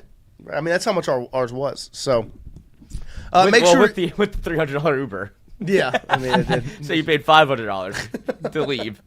Well, but I also woke up at 4:30 in the morning and thought it was 4:30 in the afternoon. We split the fare. Yeah, no, we were all good. But Tom Tried Granning to rent a car, couldn't rent a car. Speaking of Tom Granning, Omaha wasn't possible without him, and I think Clemson probably won't be possible without Tommy G as well. Yeah, help us. Shout out to our guy. But he says in the chat, 145 watching, but only 32 likes. Come on, people. Takes 2 seconds. I agree. So make sure you like, you subscribe, you share it. And what do we say? You got to steal somebody's phone and subscribe for them. Let's get a subscriber count update. As what we're trying to get to 10,000 before August 30th. We've got 26 days to get 17 more subscribers. I'll tell you what, we started announcing that like last week. We were at 9,903, and we've gone up 80 subs since last Monday, I think. I'm looking for 80 DOMs. You're disgusting. You know that. People are going to unsubscribe because of that comment. Oh no! So we need about 17 more DOMs to hit that goal before football season to get kicked off to be at 10,000. And don't we get a play button like a plaque? No, it's 100,000. I thought that you get one for, and then 100's a bigger one. It's not. No, 100's the first one. Yeah. No. And I thought it was 10, 100, a million. No, it's like 100, 500, a million. Nice. I mean, we've hit 100,000 before. Who's to say we can't do it again? We didn't hit 100,000 before. New Orleans Football partnership. Yeah. Oh, I mean, we were part of that subscriber jump. Yes, we absolutely. He didn't have it before, and then he did. And there was one thing that you could point to as to why it happened. Alex Futch, I'm going to Walmart this evening to subscribe on all the electronic devices on display. You know, I actually I had to take a friend's phone yesterday to actually look something up, but I was like, you know what I'm going to do beforehand? See if you're subscribed. I'm going to see if you're subscribed. What was not. Wow. And see, I don't know if that's our fault. I don't put a lot of because people are like, oh, I don't watch the show or didn't see that. It's like, I don't. Well, I don't have expect you another to. thing I have done is I've made sure people have unsubscribed from an alternate channel. I'm going to put the word out there. Which one I care more. Yeah, I'm not gonna announce the name of it, but I was like, I care hey, more about that than the other I was like, one. hey, there's another one. It has, like, my aunt texted me the other day. She saw a post on it. She was like, was this you? I was like, it's got nothing to do with me. Go ahead and unsub. She was like, already did. I was like, there you go, Tingle and Co. You're smart. Tingle and Co. I said, favorite aunt. And so then she was like, well, I'm sorry. I was like, don't be. I was like, we're all good on this side. Tingle and Co.'s rocking and rolling, baby. So we appreciate you guys hanging out with us this morning. We'll take a quick break. We'll come back and we'll finish off hour number 2 this morning right after this. And if you watch something, like if you watch the show and then it's over, then you go to another YouTube channel and you're at work, just keep this one muted and play it in the background. Right? Like, it can't. It doesn't hurt. Like, if you really love us, let's prove roll it. on that autoplay, brother. If you really love us, prove it. Yeah. Like, you don't have to listen again. I'm just saying you no, can keep just it keep muted, it on. let it run. Yeah. That's what I do at night. I sleep with it like that. That's why my laptop's always dead when I get in here in the morning, because I just let it autoplay. Covered in lotion from Tingle and Co. I like the show every morning. Thank you. I don't necessarily watch it every morning, Nice. but I do hit the like button. Well, it's funny. We all do that. Like, when I'm not here and the show goes on, I check to make sure it's on, like it, then leave. Cause I know, yeah. No, I like it every time. If you I go know. through my I like get videos, sad. Yeah. Because I'd like to be doing it. Nice. And it's like, oh, outtakes. Nobody can hear me. I know. Well, now that we've got the video game thing and I've kind of brushed off some of the dust. You're so... Dude, that video you sent the Barry and Brown, you want to cuss so bad. I don't even know what you said. Something I've never heard those two words back to back. It was almost like, let's go. Then it was something... Come on! You almost said that. And it was, I think you said, like, come down. I don't know. I don't even know what I said. I know. It's just... Somebody was like, Barry and Brown's got 99 speed. He's supposed to do that. And Christian was like, oh, acting like he doesn't live, like he lives by himself. It's like, first of all, let's look at the moment here. It was 30 seconds to go, 3rd and 10, tie game. Like, against real people. Yeah, like I'm playing online. I'm not playing Dynasty. Like this was. Oh, legit. that was online. This was online. Okay, I see it. I like this guy just tried to validated. This is what happened before. It was 28-28. This guy drove down the field. It was a minute left. He started milking clock at the 1 yard line. Nice. Like he started strategizing me. So I let him. We got to third down with 40 seconds left, or 4th down, and he decided to kick a field goal. So I was pissed at this guy. Like this part I didn't include in the clip. Obviously, I was mad at this guy. Penn State stinks in this game. Drew Lars awful. I was mad at him, and he kicked the field goal and he missed it. Oh, nice. And so I let him have it when he missed the field goal, and then I got the ball back right here, 3rd and 10. This is what happened. You on game chat? No, you can't hear him. No. He's double. Oh no, he's not. There he goes. Toast. What's the safety doing? Got him! Got him! Got him! Let's go! Come on! The come on.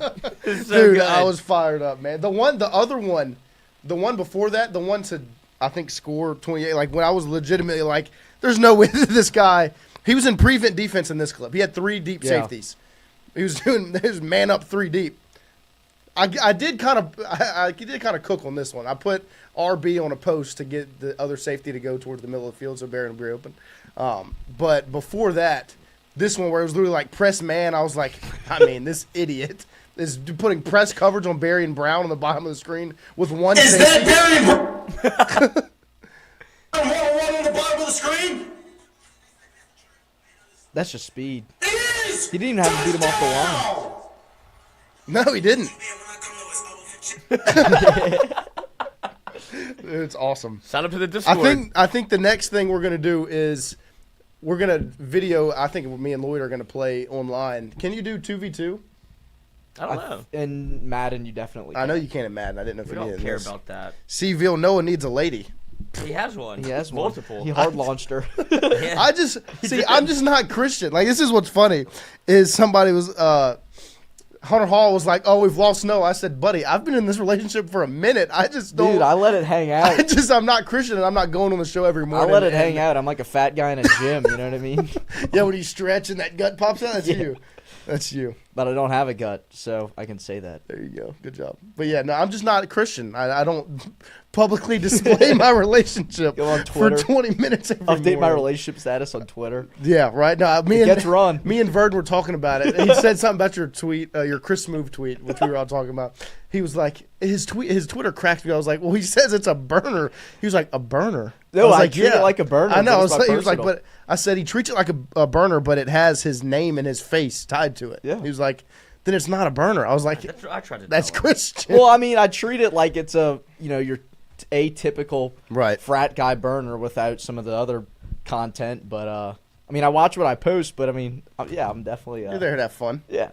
So It's nothing serious. we'll take a quick break. We'll be right back with more of Tingle & Co. closing out hour number 2 right after this. Hold on, I'm posting the Discord link in the Oh, chat. do it. Please feel free to sign up. We're gonna have some fun stuff coming. If you want to kick nose tainting on NCAA gosh. football or think you can, Please do. Here's the Discord link. Ooh, yes, that is true. And we'll watch Little Big League. Or other games. Oh, Jonathan has already done his research on Little Big League. He'll be coming in tonight, and he'll have to watch it again. But I guess this will be the third time he's watched it. But Yeah. I haven't watched it yet. Guess but who's in the movie? There's no way he's in the movie. He's Berman's in the movie? Berman's in it again. God, it's He unbelievable. texted me at 1:30 How many? this morning. I wonder how many IMDb credits. Let's not check. Let's see if we keep running into him.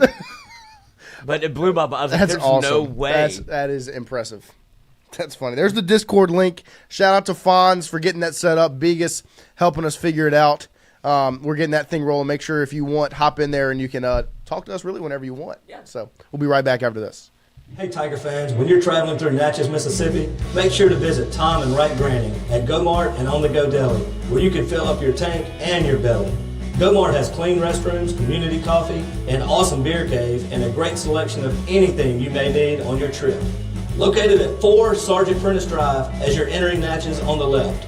Also stop by Wardo's Po' Boys at 309 North Broadway on the beautiful Natchez Bluff, where the Po' Boys are so good you'll swear you're in Cajun country.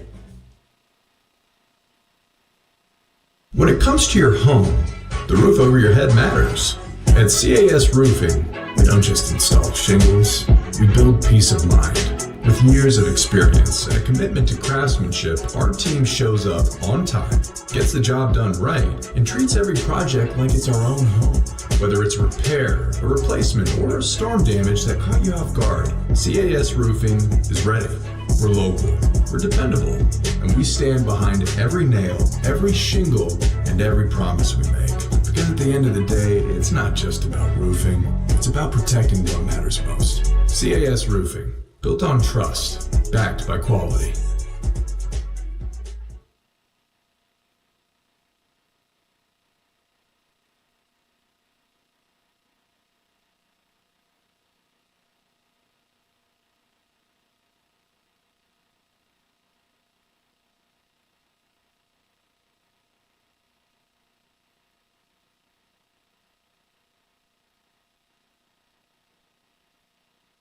Hey Tiger fans, when you're traveling through Natchez, Mississippi, make sure to visit Tom and Wright Branding at Go Mart and On The Go Deli, where you can fill up your tank and your belly.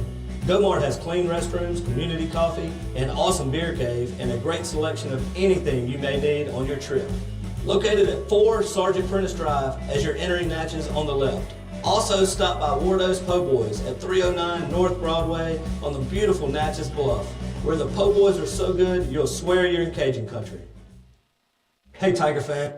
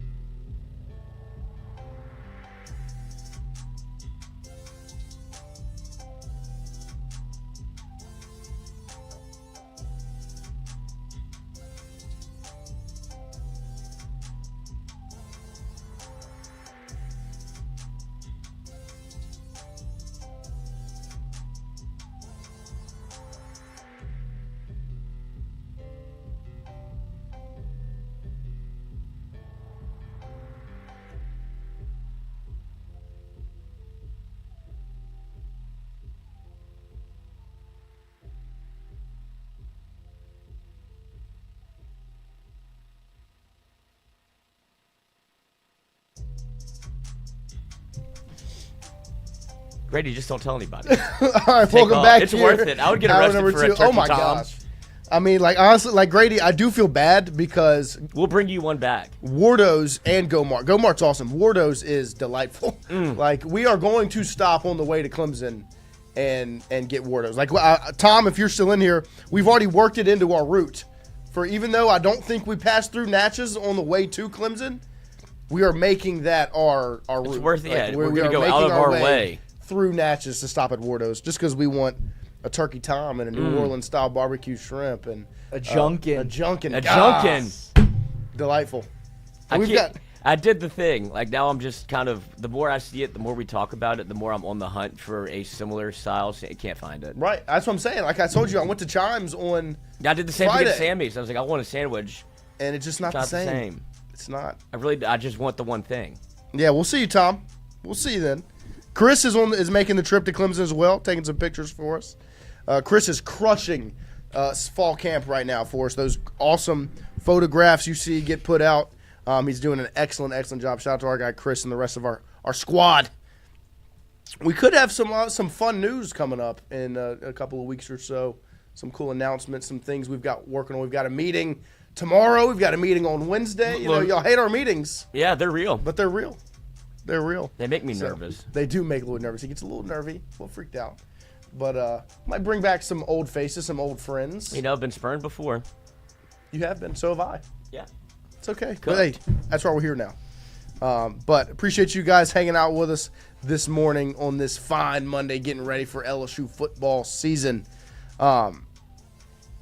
If I were to ask you, Lloyd, on a scale of 1 to 10, your nervousness or anxiousness with the Aaron Anderson injury announcement situation deal, what would your number be? Hold on, I'm talking about Mike's way with BK. What did you say? So the Aaron Anderson news, right? BK says it. We obviously aren't freaking out about it, but like your nervousness or anxiety with that announcement, scale 1 to 10, what would you rank it? 6.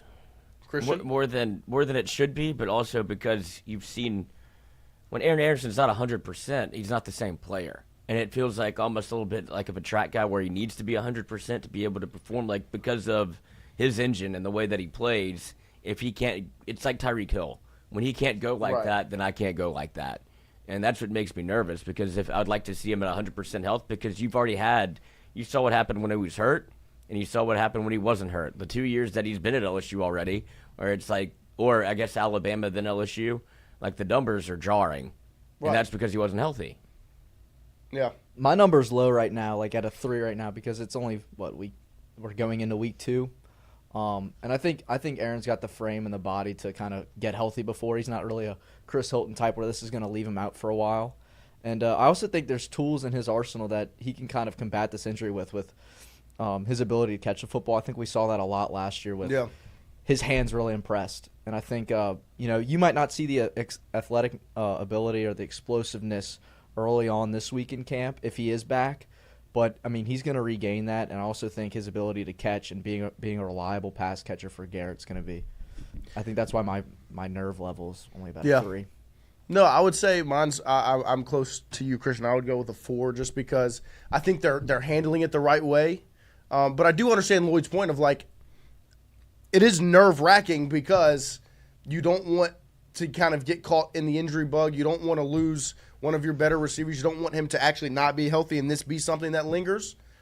But I like the way that they're handling it right now, where they're not forcing him to be back on the field. They're allowing him to get healthy. They're not adding too much pressure on him, and they understand that they can give him the leniency to get back. Yeah. The one thing that really calms my nerves on it, I guess I would say, is the depth you have at receiver. Like, would it suck to not have Aaron Anderson for, a large number of games, whether it's 4 or 5, or even if he just misses game 1? Like, would it suck? Yeah, because that's Nussmeier's guy. Like, against Clemson, when things got tough, it was 3rd and Aaron Anderson. Like, he finds Aaron in these big moments, whether it's South Carolina, Ole Miss, like these big games. That's Nussmeier's guy. A&M. So the potential of him not being out there is nerve-wracking.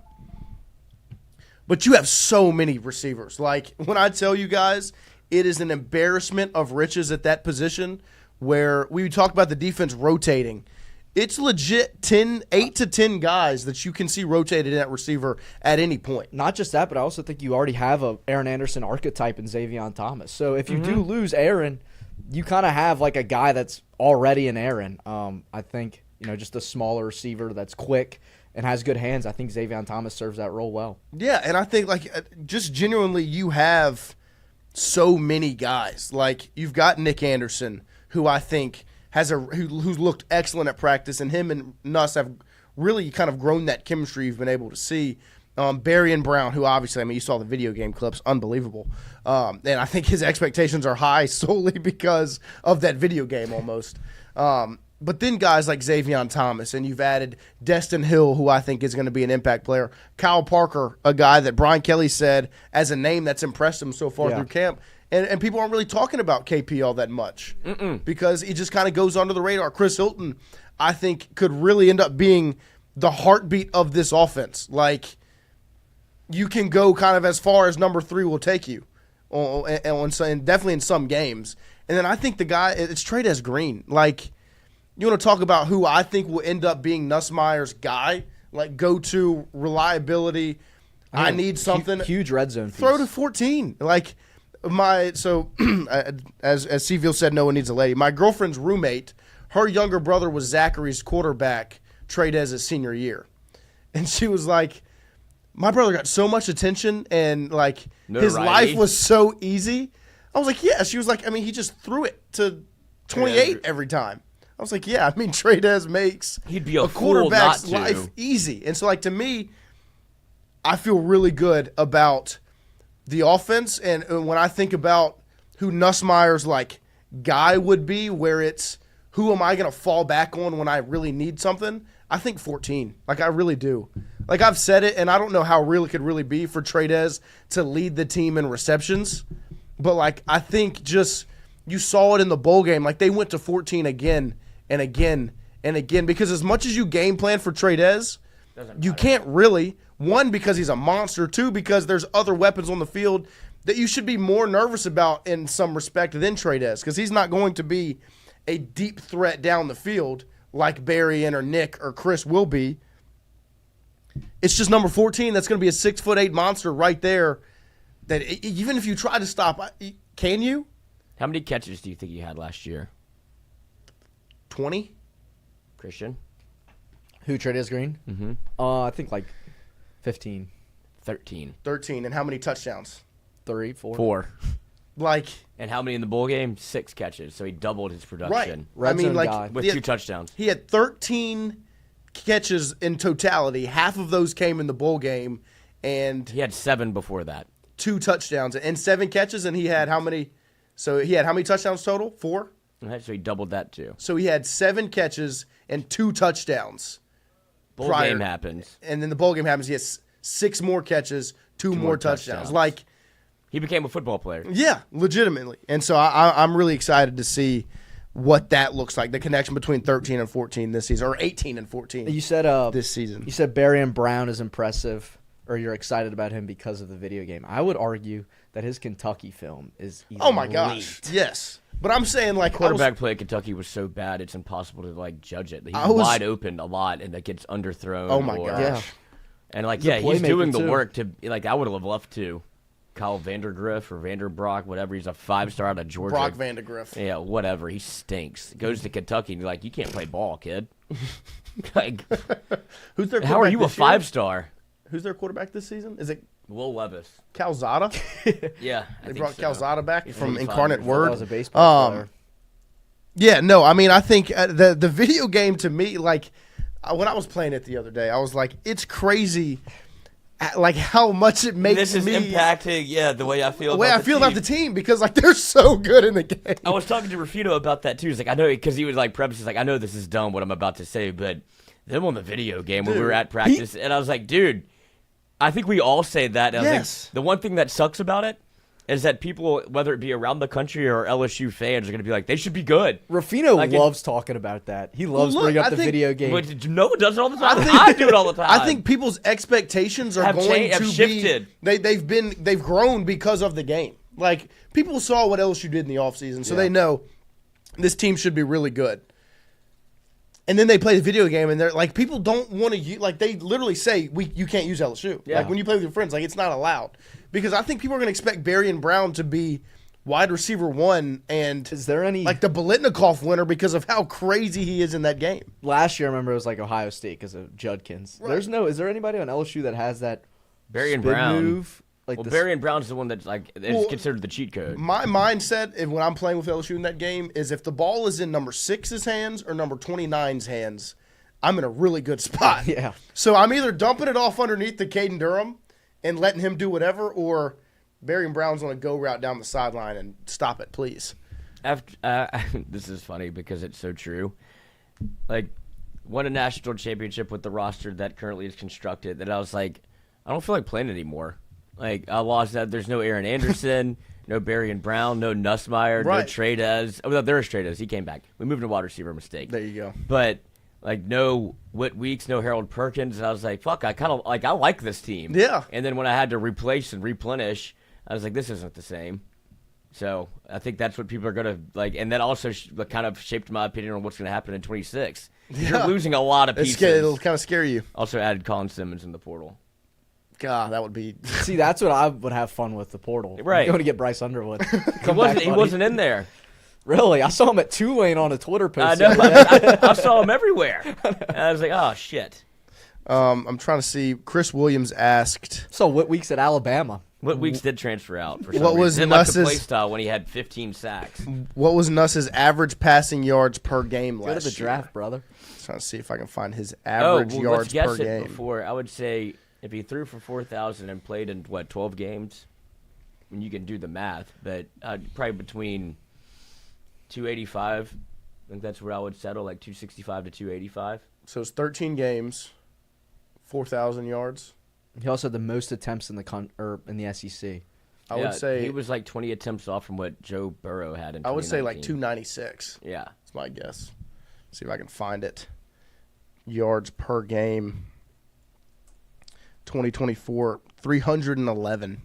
Yeah, shit, yeah. That's pretty good. I wanted to say that, but I didn't want to sound ridiculous. Yeah, no, I didn't. I was going to say 300. That's why I went 296 right below it. But yeah, no, I mean, he threw for 300. 64%. That's good. What was the pass attempts per game? Because there were a couple games that got up there, like Ole Miss 50 passes. Yeah, I'll go through it real quick. But, yeah, run the numbers by me. And you let me know which ones it sounds like they lost. First, USC 39 attempts. I can't tell you because then you'll know that they lost if I put the team in there. Yeah. 37. Win or loss? Win. 40. Win. 24 for 40 against South Carolina. Oh. For 285, 2 touchdowns, 1 pick. Yeah, but UCLA. Oops. 44. Really? Mm-hmm. That shocked me too. 39. Win or loss? Win. 51. Win or loss? That's a win against Ole Miss. Huh? Yeah, I know that you know where we are in the schedule. But 22 of 51, not the most. No, it was 43%. It was not. It was not an efficient game. Threw for 337. There were 3 touchdowns, and you had to have it. That's why there's 51. You were never winning in that game until you won. Well, and if you look at the last drive of that game, that was an efficient drive. Yeah, I mean, he had to have it. When you needed it. You didn't have a choice. Yeah. The game was in his hands. 34. Win. Yeah, that's probably the best game of the year in terms of LSU's offensive compatibility. 23 of 34, 67%, no touchdown passes, and scored 34 points. That was Arkansas? Yeah. Yeah, I mean, Durham had 3 touchdowns, I think. That was their best game whenever you actually were. That's what it was. Well, that was when it was both sides of the ball. Like, defense was dominating. Like, that felt real good leaving that game. 50. Lost. That was A&M. Yeah. Yep. 25 of 50 for 405 yards, 2 touchdowns, 3 picks. Three the picks, 3 picks yeah. is where it got you. Killer. But 50 times. How much did he throw against Bama? 239. And he threw it. He threw it 42 times. Yeah. Because they were losing. Mm-hmm. And the next one's Florida. 47. Threw 47 against Florida? Yeah. See, that surprises me because I feel like the run game was really efficient in that football game. Like, he got sacked 7 times. Yeah. Gosh, that Florida game hurts so bad. That Florida game was tough. You were there, weren't you? In person. Yeah, you were there. Oh, man. And then after that, it's Vandy and This Oklahoma. is when it feels like it flipped. Yeah, it felt like BK stepped in. 37 attempts against Vandy in a 24-17 win. 31 attempts against Oklahoma. Obviously was hurt. Right. But came back. 31 attempts, 277, 3 touchdowns, no picks. And what was the completion percentage of that game? 71.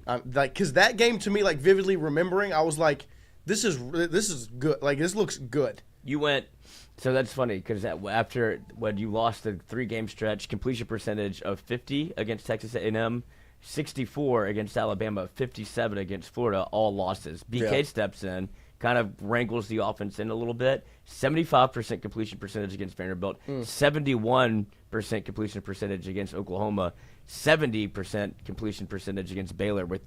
You went. And he even threw a pick against Baylor, didn't he? Yeah, but I was about to say you had 7 touchdowns, 1 interception after going 1, 2. You had 5, 6 touchdowns and 5, 6, 7 picks. He was playing his bad, worst football. Yes, yeah, no, I mean, it was rough. But you kept making him throw it 50 times. Yeah, I mean, you got to expect something, Something's to gonna happen. go wrong. Right. I think one of the more interesting storylines to me going into the season that I don't think we cover very much is the loss of Josh Williams. Mm-hmm. Like, I'm very intrigued to see how Caden Durham, Caleb Jackson kind of pick up that weight, because like Josh Williams was 1, number 18, 2, a 6th offensive lineman a lot of the time he was out there, but also he was an effective runner. Yeah. Like he solved a lot of problems for you from 2022 on. Like the last 3 you had 3 years of Josh Williams where he was a vital piece of that offense. And you've got to kind of fill that gap, and I think you're going to be more dynamic at the running back spot kind of replacing Williams with Harlan Berry and maybe Caleb Jackson taking a step, and obviously more carries for Durham. Well, we talked about when it felt like the offense kind of shifted. Guess Williams. Whose carries went up? Josh Williams did. He had 6 carries against Alabama, 7 against Texas A&M, 5 against Arkansas, 9 against Ole Miss. Cool. Whenever it felt like BK stepped in and you kind of changed your offense, 13 against Florida for 5 yards a carry, 13 for 69 yards. Vanderbilt, 14 carries for 90 yards at 6.4 a clip. Yep. Oklahoma, 13 carries for 31 yards. Baylor, 9 carries for 42 yards. So the usage rate went up and you got better. But I do think Caden Durham's ready to take that next step. But when it comes to third down, pass pro, and all those things, there's not many Josh Williams out there. Right, and so you've got to find a way for that hole to be filled. Bo Borderline. I think Caleb Jackson has a real opportunity as a big, strong guy. That's the knock on him. I don't think that's his strength. I know, but I think if he has spent this offseason buying into that, it's a hard thing to be good at. It is. But he's got all the tools to be like, if you focus on it, it's there. Like Josh Williams made that. He's played so much football. Who? Josh. Like that. Right. He's been around for so long. Oh, and he bought into that early on. This is how I'm going to get drafted. Right. This is how I'm going to get on the field. I'm going to walk on. How am I going to earn a scholarship? I'm going to do something so well, you have to play me. And he did that, and then he just grew as a player to where, 2022 versus Alabama, made big-time run after big-time run and, was an effective runner as his career went on. And then you looked at him at Pro Day, and you were like, that was crazy. It's like a first-round pick. Lord have mercy. So I'm interested to see what it looks like without Josh Williams because this is the first time in Kelly's tenure he hasn't had 27/18 there. And it's really comfortable to know as a coach that you've got Josh Williams on the field. It's somebody and as a quarterback, talk about trustworthy players, that's probably the epitome of it. Yeah. Josh as the coach says, if I could have 11 of these. Yes, I would. You would start at center, guard, but tackle, everybody that had end. Josh Williams' mindset, I'd take 11 of them. Yes. 22 of them. 85-man roster Of all Josh Williams. Of just straight Josh Williams. A 53-man in the NFL. Like, I would be surprised if he doesn't make the 53-man in Tampa. He will. Because, I mean, look at the pro day, dude. I know, that's what I'm saying. Look at the things we're bragging about versus the numbers he actually put up with a 42-inch vertical and he ran a 4.4. Like, I don't think people knew he could do that. It looked like he was chiseled out of granite. Yeah, 1% body fat. I don't know where the 1% was. Like, you could hear a pin drop in that place when he took his shirt off. Yeah, everybody. Like, it was crazy. Like, as media members, you know, like, we're there for, like, how high can you jump? Everybody How fast questioned can their you run? sexuality when that shirt came off. His shirt came off, and everybody was like, whoa. Uh-huh. I was like, Lord have mercy. I didn't know you like, got Christian it like that. almost jumped off the balcony. The terrace. Well, no, I did not. No, I didn't. No, I didn't. You wanted to eat soup out of his belly button. I believe was your quote. I mean, it was like the reincarnation of Omar Spates, though, because when Omar Spates did that 2 years ago, Right, I mean, buddy. buddy. Yeah, I know. I mean, Josh looked great, man. Like, pro day was a win for, like, it's a professional football player. Like, Caskey drools over Josh Williams. He was an NFL running backs coach, and he was like, That's the running back. it's a running back he Because couldn't stop talking about. He's like, that's an NFL player. People were questioning his ability to, like, evaluate players. Like, he's right. Right, Like, yeah. I mean, once like, he said that, it changed the way we kind of watched him because Yeah. he does stuff that you don't necessarily have to notice if you're not looking for it, but it's such a major part of the football game that you're right. It'll be interesting to see with this new offensive line, with what you have at running back, nobody that's really who would be the guy. Like you said, Caleb, like, in the running back room, you don't like. You don't have that. He would be the only option because Yeah. it's not Harlem Berry. I think Caden can pick up but you do don't- it, but you don't want him to have he to can't carry play that every weight. down. And he can't be an every Could down. be back. Lindsey. JT Lindsey potentially. I'm going to be Because very interested to see. he had to do everything at Ash. Right, I'm going to be very interested to see what it looks like because Yeah. Lindsey might be a little you're missing that. small. Bring back John Emery. I agree. Well, you saw. I mean, that was his big knock on him. That was get this guy off the field 6 years ago. Yeah, he's played. He has watched a lot of football. Since He has watched a lot of football since then. Love you, John. Love you, John. Come back home, please. He quote tweeted the Blake Baker spin move and said, taught him that. And I was like, gosh dang it. Yes, you did. I believe you. Like, I mean, most people would be like, shut up, dude. Like, Yeah. you're just. And John Emery, I was like, I kind of believe he did. No, he definitely breakdown. Yeah, I step by step. rewatched LSU versus Alabama 2022 the other day because I wanted to watch it. Like, it was right after practice. I was thinking about Harold Perkins, and I was like, let me think. Let me watch you put that Spy clip in, Harold. yeah. And then I was like, I watched John Emery high step that sideline, and I was like, I that know. might have been like peak. Like, as much as the end of that game, you know, rushing the field, that whole thing, like, that's the peak. I think that first touchdown where John Emery high stepped the sideline and gets in the end zone and LSU's up 7-0. Reaches out. That was, like, to me, that and was he didn't peak. fumble because that's I John know. Emery's life in a Well, he nutshell. didn't step out. Yeah, he didn't step out. Crazy cut, like one of one. Only one person can do this. Right. But then when John Emery does plays like that, typically something bad happens I right know. after. He's trying to hurdle. Yeah, or something, hell you know? yeah. Yeah, like, But when he to me, reached the ball out and they tried to punch it out, I was like, oh, God, it didn't happen. I know. He scored. He scored. Because I was thinking, To like, me, out like- through the back of the end zone, it's like, Yes. of course. But that's not what it was. But to me, like, that was like one of the peaks of that game. It was. Like, That's where you thought you could win because, Can we like, get oh, you him got on? John Emery doing this? Can we get him on? I feel like He's we far away run down now, John but- Emery Lane like We've interviewed him once before. a football we have. season. I mean, he's awesome. He's my favorite player. He was. So I'm on the team. His girlfriend was taking her graduation picture the same day I was, and so like I saw him out there, and that was when he still had like the leg thing on. Yeah. And I was like, Dad, you know that's John Emery? He was like, of course I know that's John Emery. I was like, fair enough. But appreciate you guys hanging out. Don't forget about our friends over at CAS Roofing and Advising. Get this sign up. Like Christian, hold it up. Christian, hold that sign in the air like a good boy. There you go. Backwards? Might be No, backwards. you're good. You're good. There you go. Bring it down. There it is. CAS Roofing and Advising. They bring you the show every single day. Don't forget about the raffle they're running. You can get free LSU season football tickets if you are within a 50-mile radius of their office on Magnolia Bridge Road, and you call our guy Pierce 225-910-0619, and you get a free roof inspection. You're in that radius. Even if your roof doesn't, even if you don't need a new roof, if it's 10 plus years old and you're within that radius, give them a call. Let them come inspect your roof. Make sure you tell them you heard about it here on Tingle & Co. They'll come check out your roof.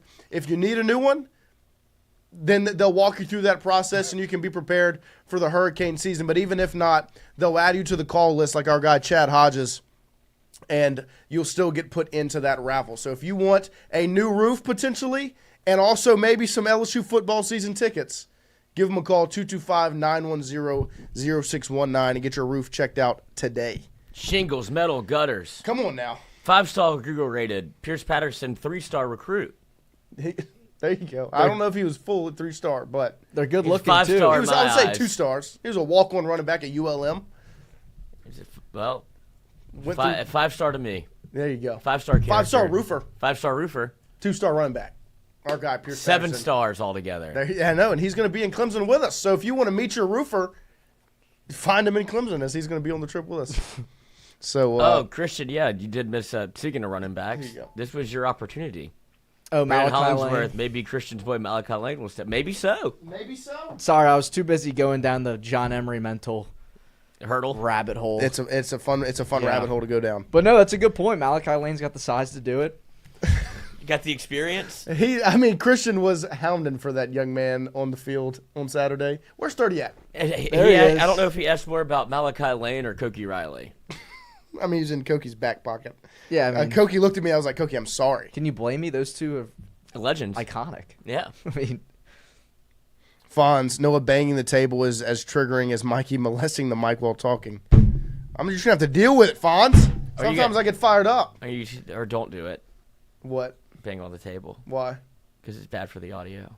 Well, that's what he's saying. I know. I agree with him. But That's I don't okay. mind it. That's fine. I feel like it adds Now, to Mikey molesting the microphone, I fucking hate. What I've is told that? him. What does he do? So he starts off the show with that microphone that you have. He starts off standing up. So, Yep. yeah, run it through the gambit. And then when he sits down, he doesn't realize that, like, you can hear all of this. Right. And then he just yanks it down, and it's so bad. And I was like, Mikey, this sounds fucking awful. And he's That's like, I don't hilarious. care. And so I've told him about it for 4 years, and he still does it. And That's it's awesome. Fonz is like, can you make him stop? I was like, no, he won't listen. That's funny. Sorry, I'll try to refrain from banging on the table, but sometimes it's just the only You get reaction. fired up. Like Brian Kelly did it. I'm so angry. Again. So angry with this. Let's play some games. Let's connect athletically. And then, yes, forgot we do this. like I said, there I believe there is media availability at practice today, but no video. So we will only be able to You have to believe what watch we say. and digest and then tell you about it. And between that, I'm actually going to go meet Pierce Patterson of CAS Roofing at one of his roofs in Prairieville. What time is practice? 10:45. So we're going to connect athletically, and then we're going to do the trivia, see if Christian can add anything to the table there. Maybe Doubt if it. there's a soccer question Maybe. or something about, whatever he's interested in. Yu-Gi-Oh.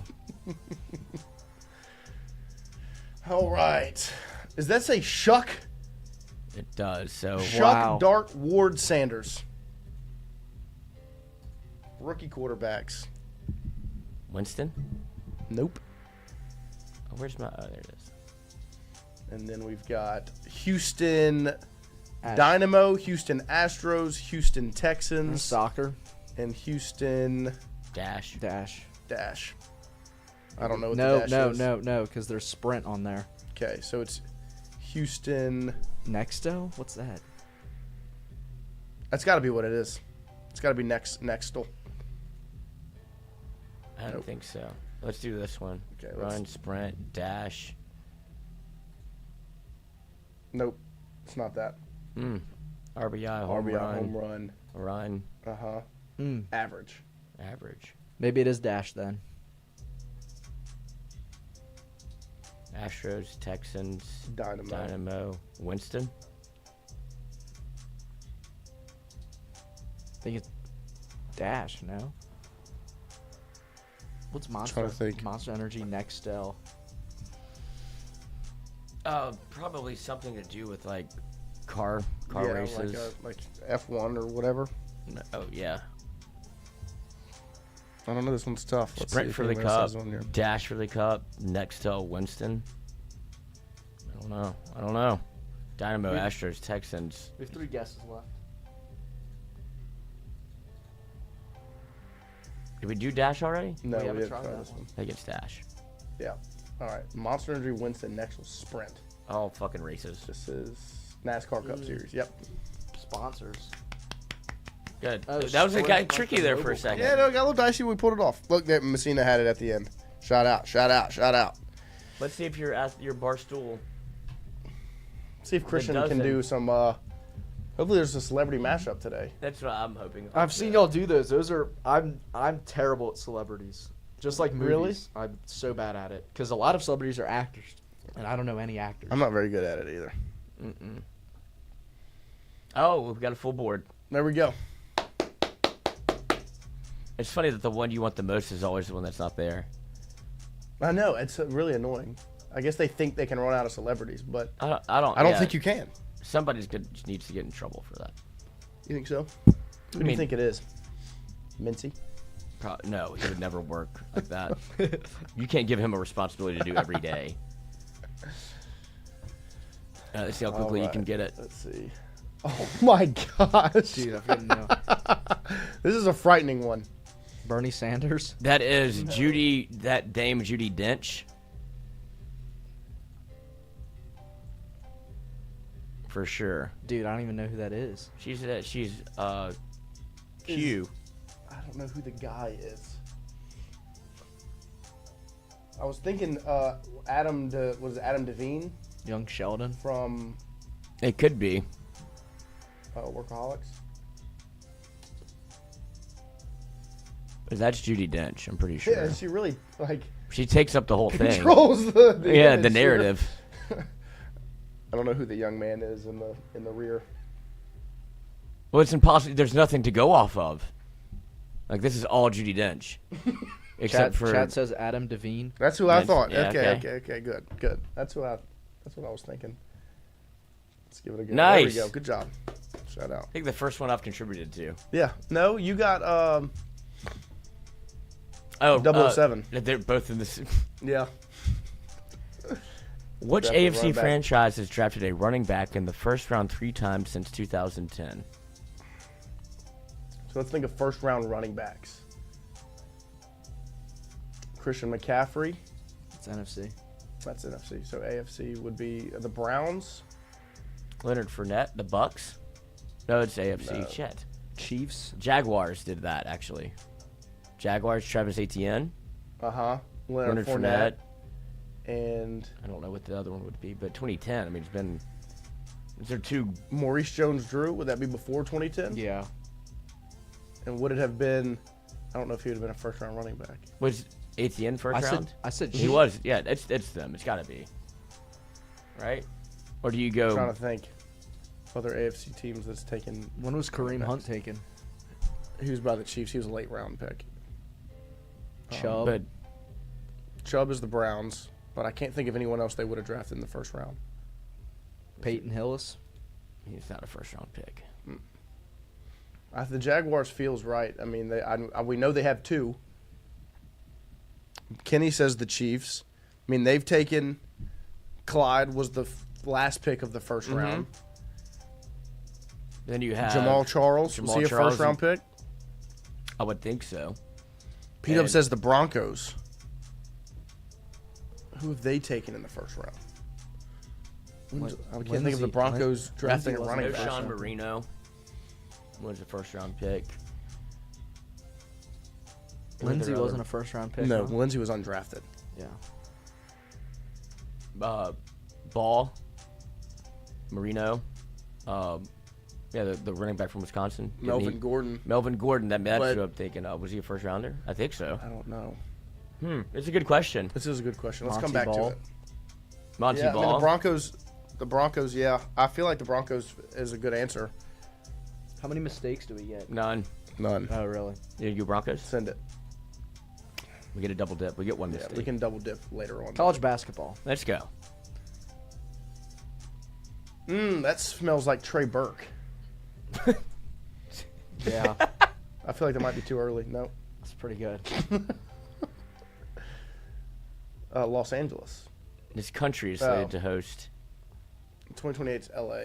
2032, I don't know. Dubai? Qatar? Did they just do it? They did the World Cup. That's why I'm thinking. I have no idea. I hope it's somewhere weird. No, let's just come back No, to it. it's See not if somebody Mexico, it's knows. not See if somebody knows it. Retail and shopping. Wait, it's like I do. Know Oh, it. this is Someone my says it, I know guy. it. Damon. Bias. Damon. Yeah. No. Damian Ramos. O-N? No. Ian? No. North Korea. What's his last name? I can't think of it. Because I know, I know Fubu. Why can't I think of his name? Dude, how do you even have a name for this? I've got no clue. I mean, you got to know the people in Fubu? Shark Tank. I don't know. You've never Fubu. seen Shark Tank? I've seen Shark Tank. Mark Cuban. Then you've got Lori. You've got Barbara. You've got Mr. Okay. Wonderful. I would know Mark and, and you've I got know Damon. Lori. That's about it. But I can't think of the rest of his name. I'm trying to figure out how to spell it.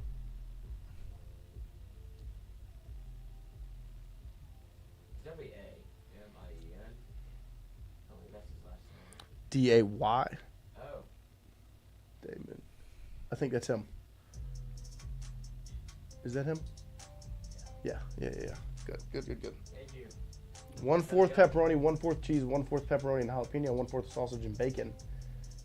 A fantastic 4-in-1 pizza. This sounds like doesn't it? 1/4 pepperoni. So it's just a slice. So it's got pepperoni. It's 2 slices of each. Because there's 8 slices on a pizza. So 2 pepperoni, 2 cheese, 2 pepperoni jalapeno, 2 sausage and bacon. This is awesome. You think so? Yeah. I mean, yeah, I guess if you got people that like different things. Gage says Little Caesars. I thought so. There we go. They do wacky stuff. Shout out Gage. Shout out Lloyd. Gage would be coming to Omaha, but he's got his brother's bachelor trip that weekend. Omaha, not Omaha, Clemson.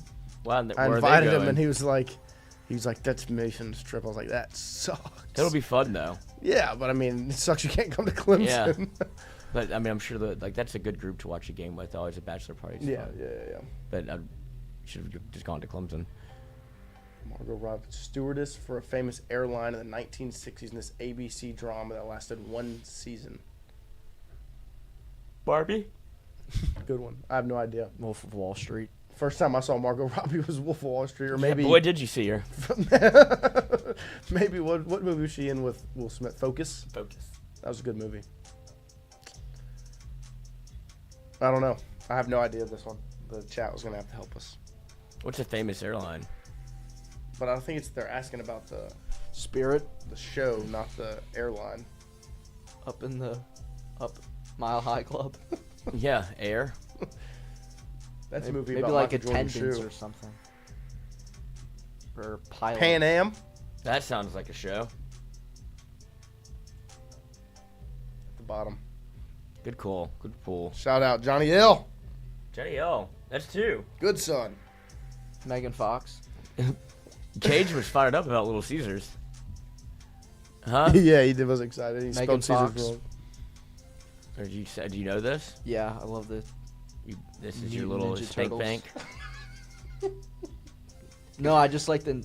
You like the Turtles more than yeah. Megan Fox? I believe do. you. Come on, guys. Come on. Known as Mickey Come on, Shylock, guys. Rock band's lead vocalist is Eddie Vedder. This is This is you, brother. I know this. It's a huge. There's a Netflix thing I on don't him. know He's actors. a huge Cubs Give me an fan. actor question. Wait, say it again. Is it Fish? It's not Fish. It's something like that. They're not that good. It's not Fish, but they're a huge Cubs. Mumford Pearl and Jam. Sons? That's exactly what it is. Pearl Pearl Jam? Jam. Thank you. There you go. All right, now we just need where the Olympics are. Who? Someone said Brisbane. Yeah, Andrew Machine said Brisbane. Not Sounds North right. Korea. Sounds right. Well, it's not an option. No. Where is Singapore. Where is Brisbane? England, huh? Well, UK. I have no idea. I'm not a big geography. My geography doesn't really exit the United States of America. Okay.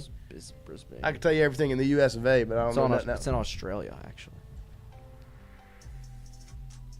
So would it be Australia? Yeah, try Australia. I mean, I guess technically we just cheated, but that's okay. Yeah. So let's double dip. Go back to the NFL. Broncos. We did Broncos. Oh. Broncos was wrong. Chiefs. Jags, or Chiefs. Jags. Raiders. Genty. Just now. Yep. Josh Jacobs was a first round pick. Yes. Not Latavius Murray. Who was that guy before? No, it was Latavius Murray. I think the Raiders are. Who else? Who drafted a running back this year? Just Genty? Genty was the only first round running back. Saints did Margaret. No, Camaro wasn't. AFC. Shit. So who was our picks? Jaguars. Jaguars, Texans, Colts, Titans are all AFC. Oh yeah. I'm just going through AFC teams now. Oh no, but I think we had like a good list of Jaguars. Yeah. Jags, Raiders, Colts Chiefs. would be Trent Richardson. That was the Browns that drafted or traded for him. Yeah, no, the Browns drafted it was the him. Browns. So the Browns did Richardson and Chubb. We can think of a whole lot of teams that did too. Where'd Darren McFadden was McFadden go? drafted by the Raiders? Uh-huh. So I think it might be the Raiders. Genty, McFadden, Jacobs. Was it 2010? Was he in time? No, that might have been too early. What year was the McFadden game? 08? 08, yeah. So it would have been too early. And 09? Got you twice. Yeah, so he could have been drafted in 2010. And I guess he could have been. So you do Raiders? Raiders. I think so. I think it's because of the Genty thing. Nope. God, who was it? Who was it? Just give us an answer. I'll try way into it. 3 RBs taken in first round by. Well, you probably have found an NFC team. Let's see. It was the Browns. If it's the Jaguars, I'm gonna be pissed. If it's the Jaguars or the Chiefs or the Browns, I'm gonna be mad because we named them, but we kept talking ourselves into other guys. Let's see.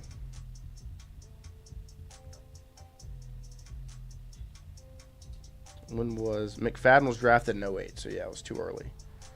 Moreno was drafted in 09, so that was too early.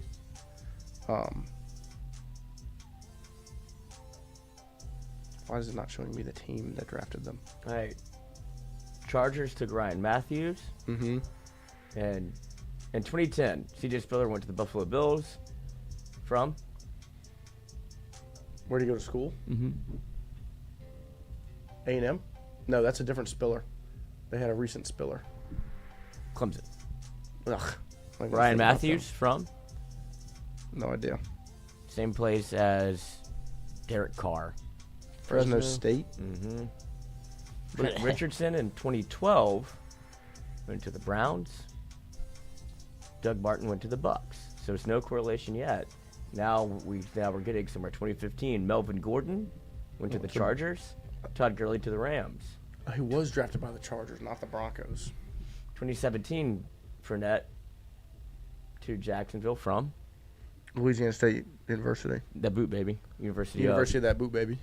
Christian McCaffrey to the Panthers. Still no correlation yet. 2018, Saquon to the Giants. Rashard Penny to the Seahawks. Sony Michel to the Patriots.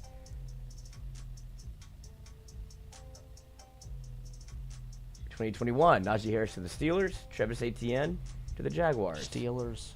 So Jaguars with Etienne, Fournette, and was there another one since 2010? What was Doug Martin, the Buccaneers? Mm-hmm. So Jaguars have 2 with Fournette and Etienne. It's just AI mode, though. Who drafted Sony Michel? The Patriots? Because the Falcons drafted Ramondre. Like, AI is fucking dumb. God, this is tough. You gotta use Gronk. That's right. I can't figure out what team it was. Let's see what the chat says.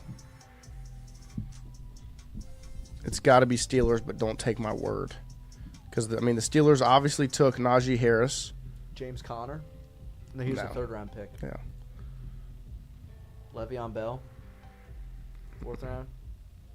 2nd round.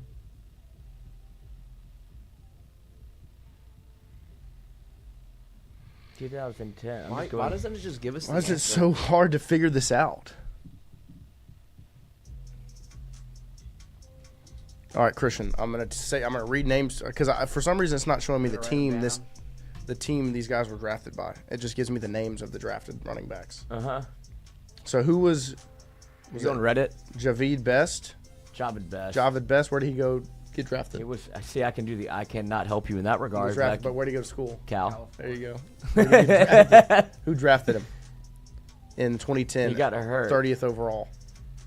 The Chargers? It's not telling me.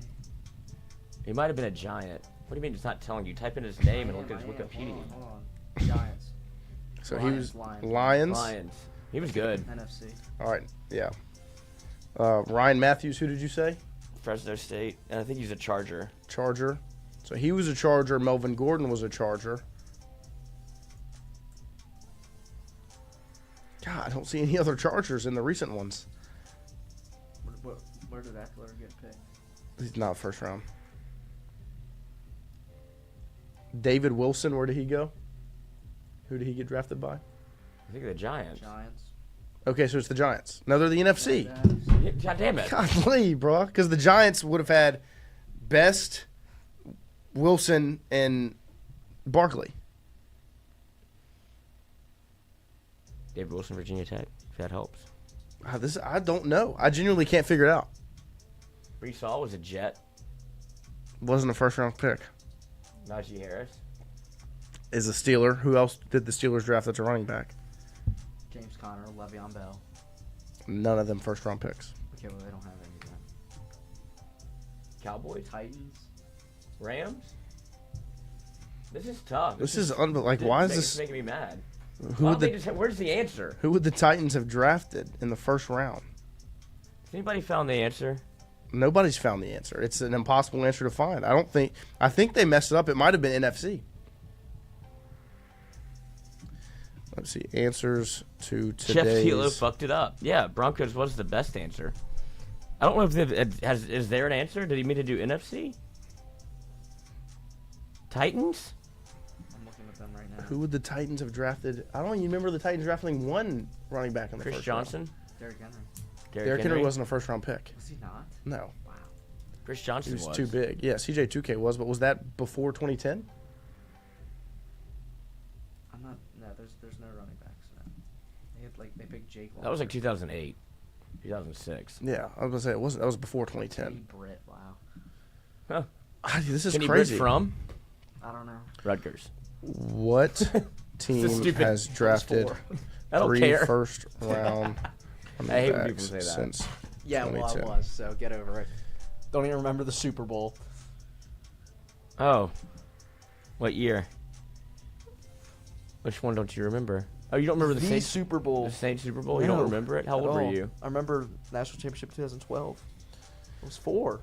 Oh, yeah. God, you're such a child. No, Forget about 3. that. You're so little. Wait, no, they played in 2010. I was 4. I was in your city. Yeah, I don't know. I don't think we'll ever figure this out. We'll never know the first-round running backs, and that's okay. Got to think outside the box. Noah didn't remember the Titans. That's a good one. That's funny. So we appreciate you guys. We got to get over to practice in a little bit. Watch these Tigers get after it. We appreciate y'all hanging out with us. We'll be back tomorrow morning, 7 to 9. We'll break it all down.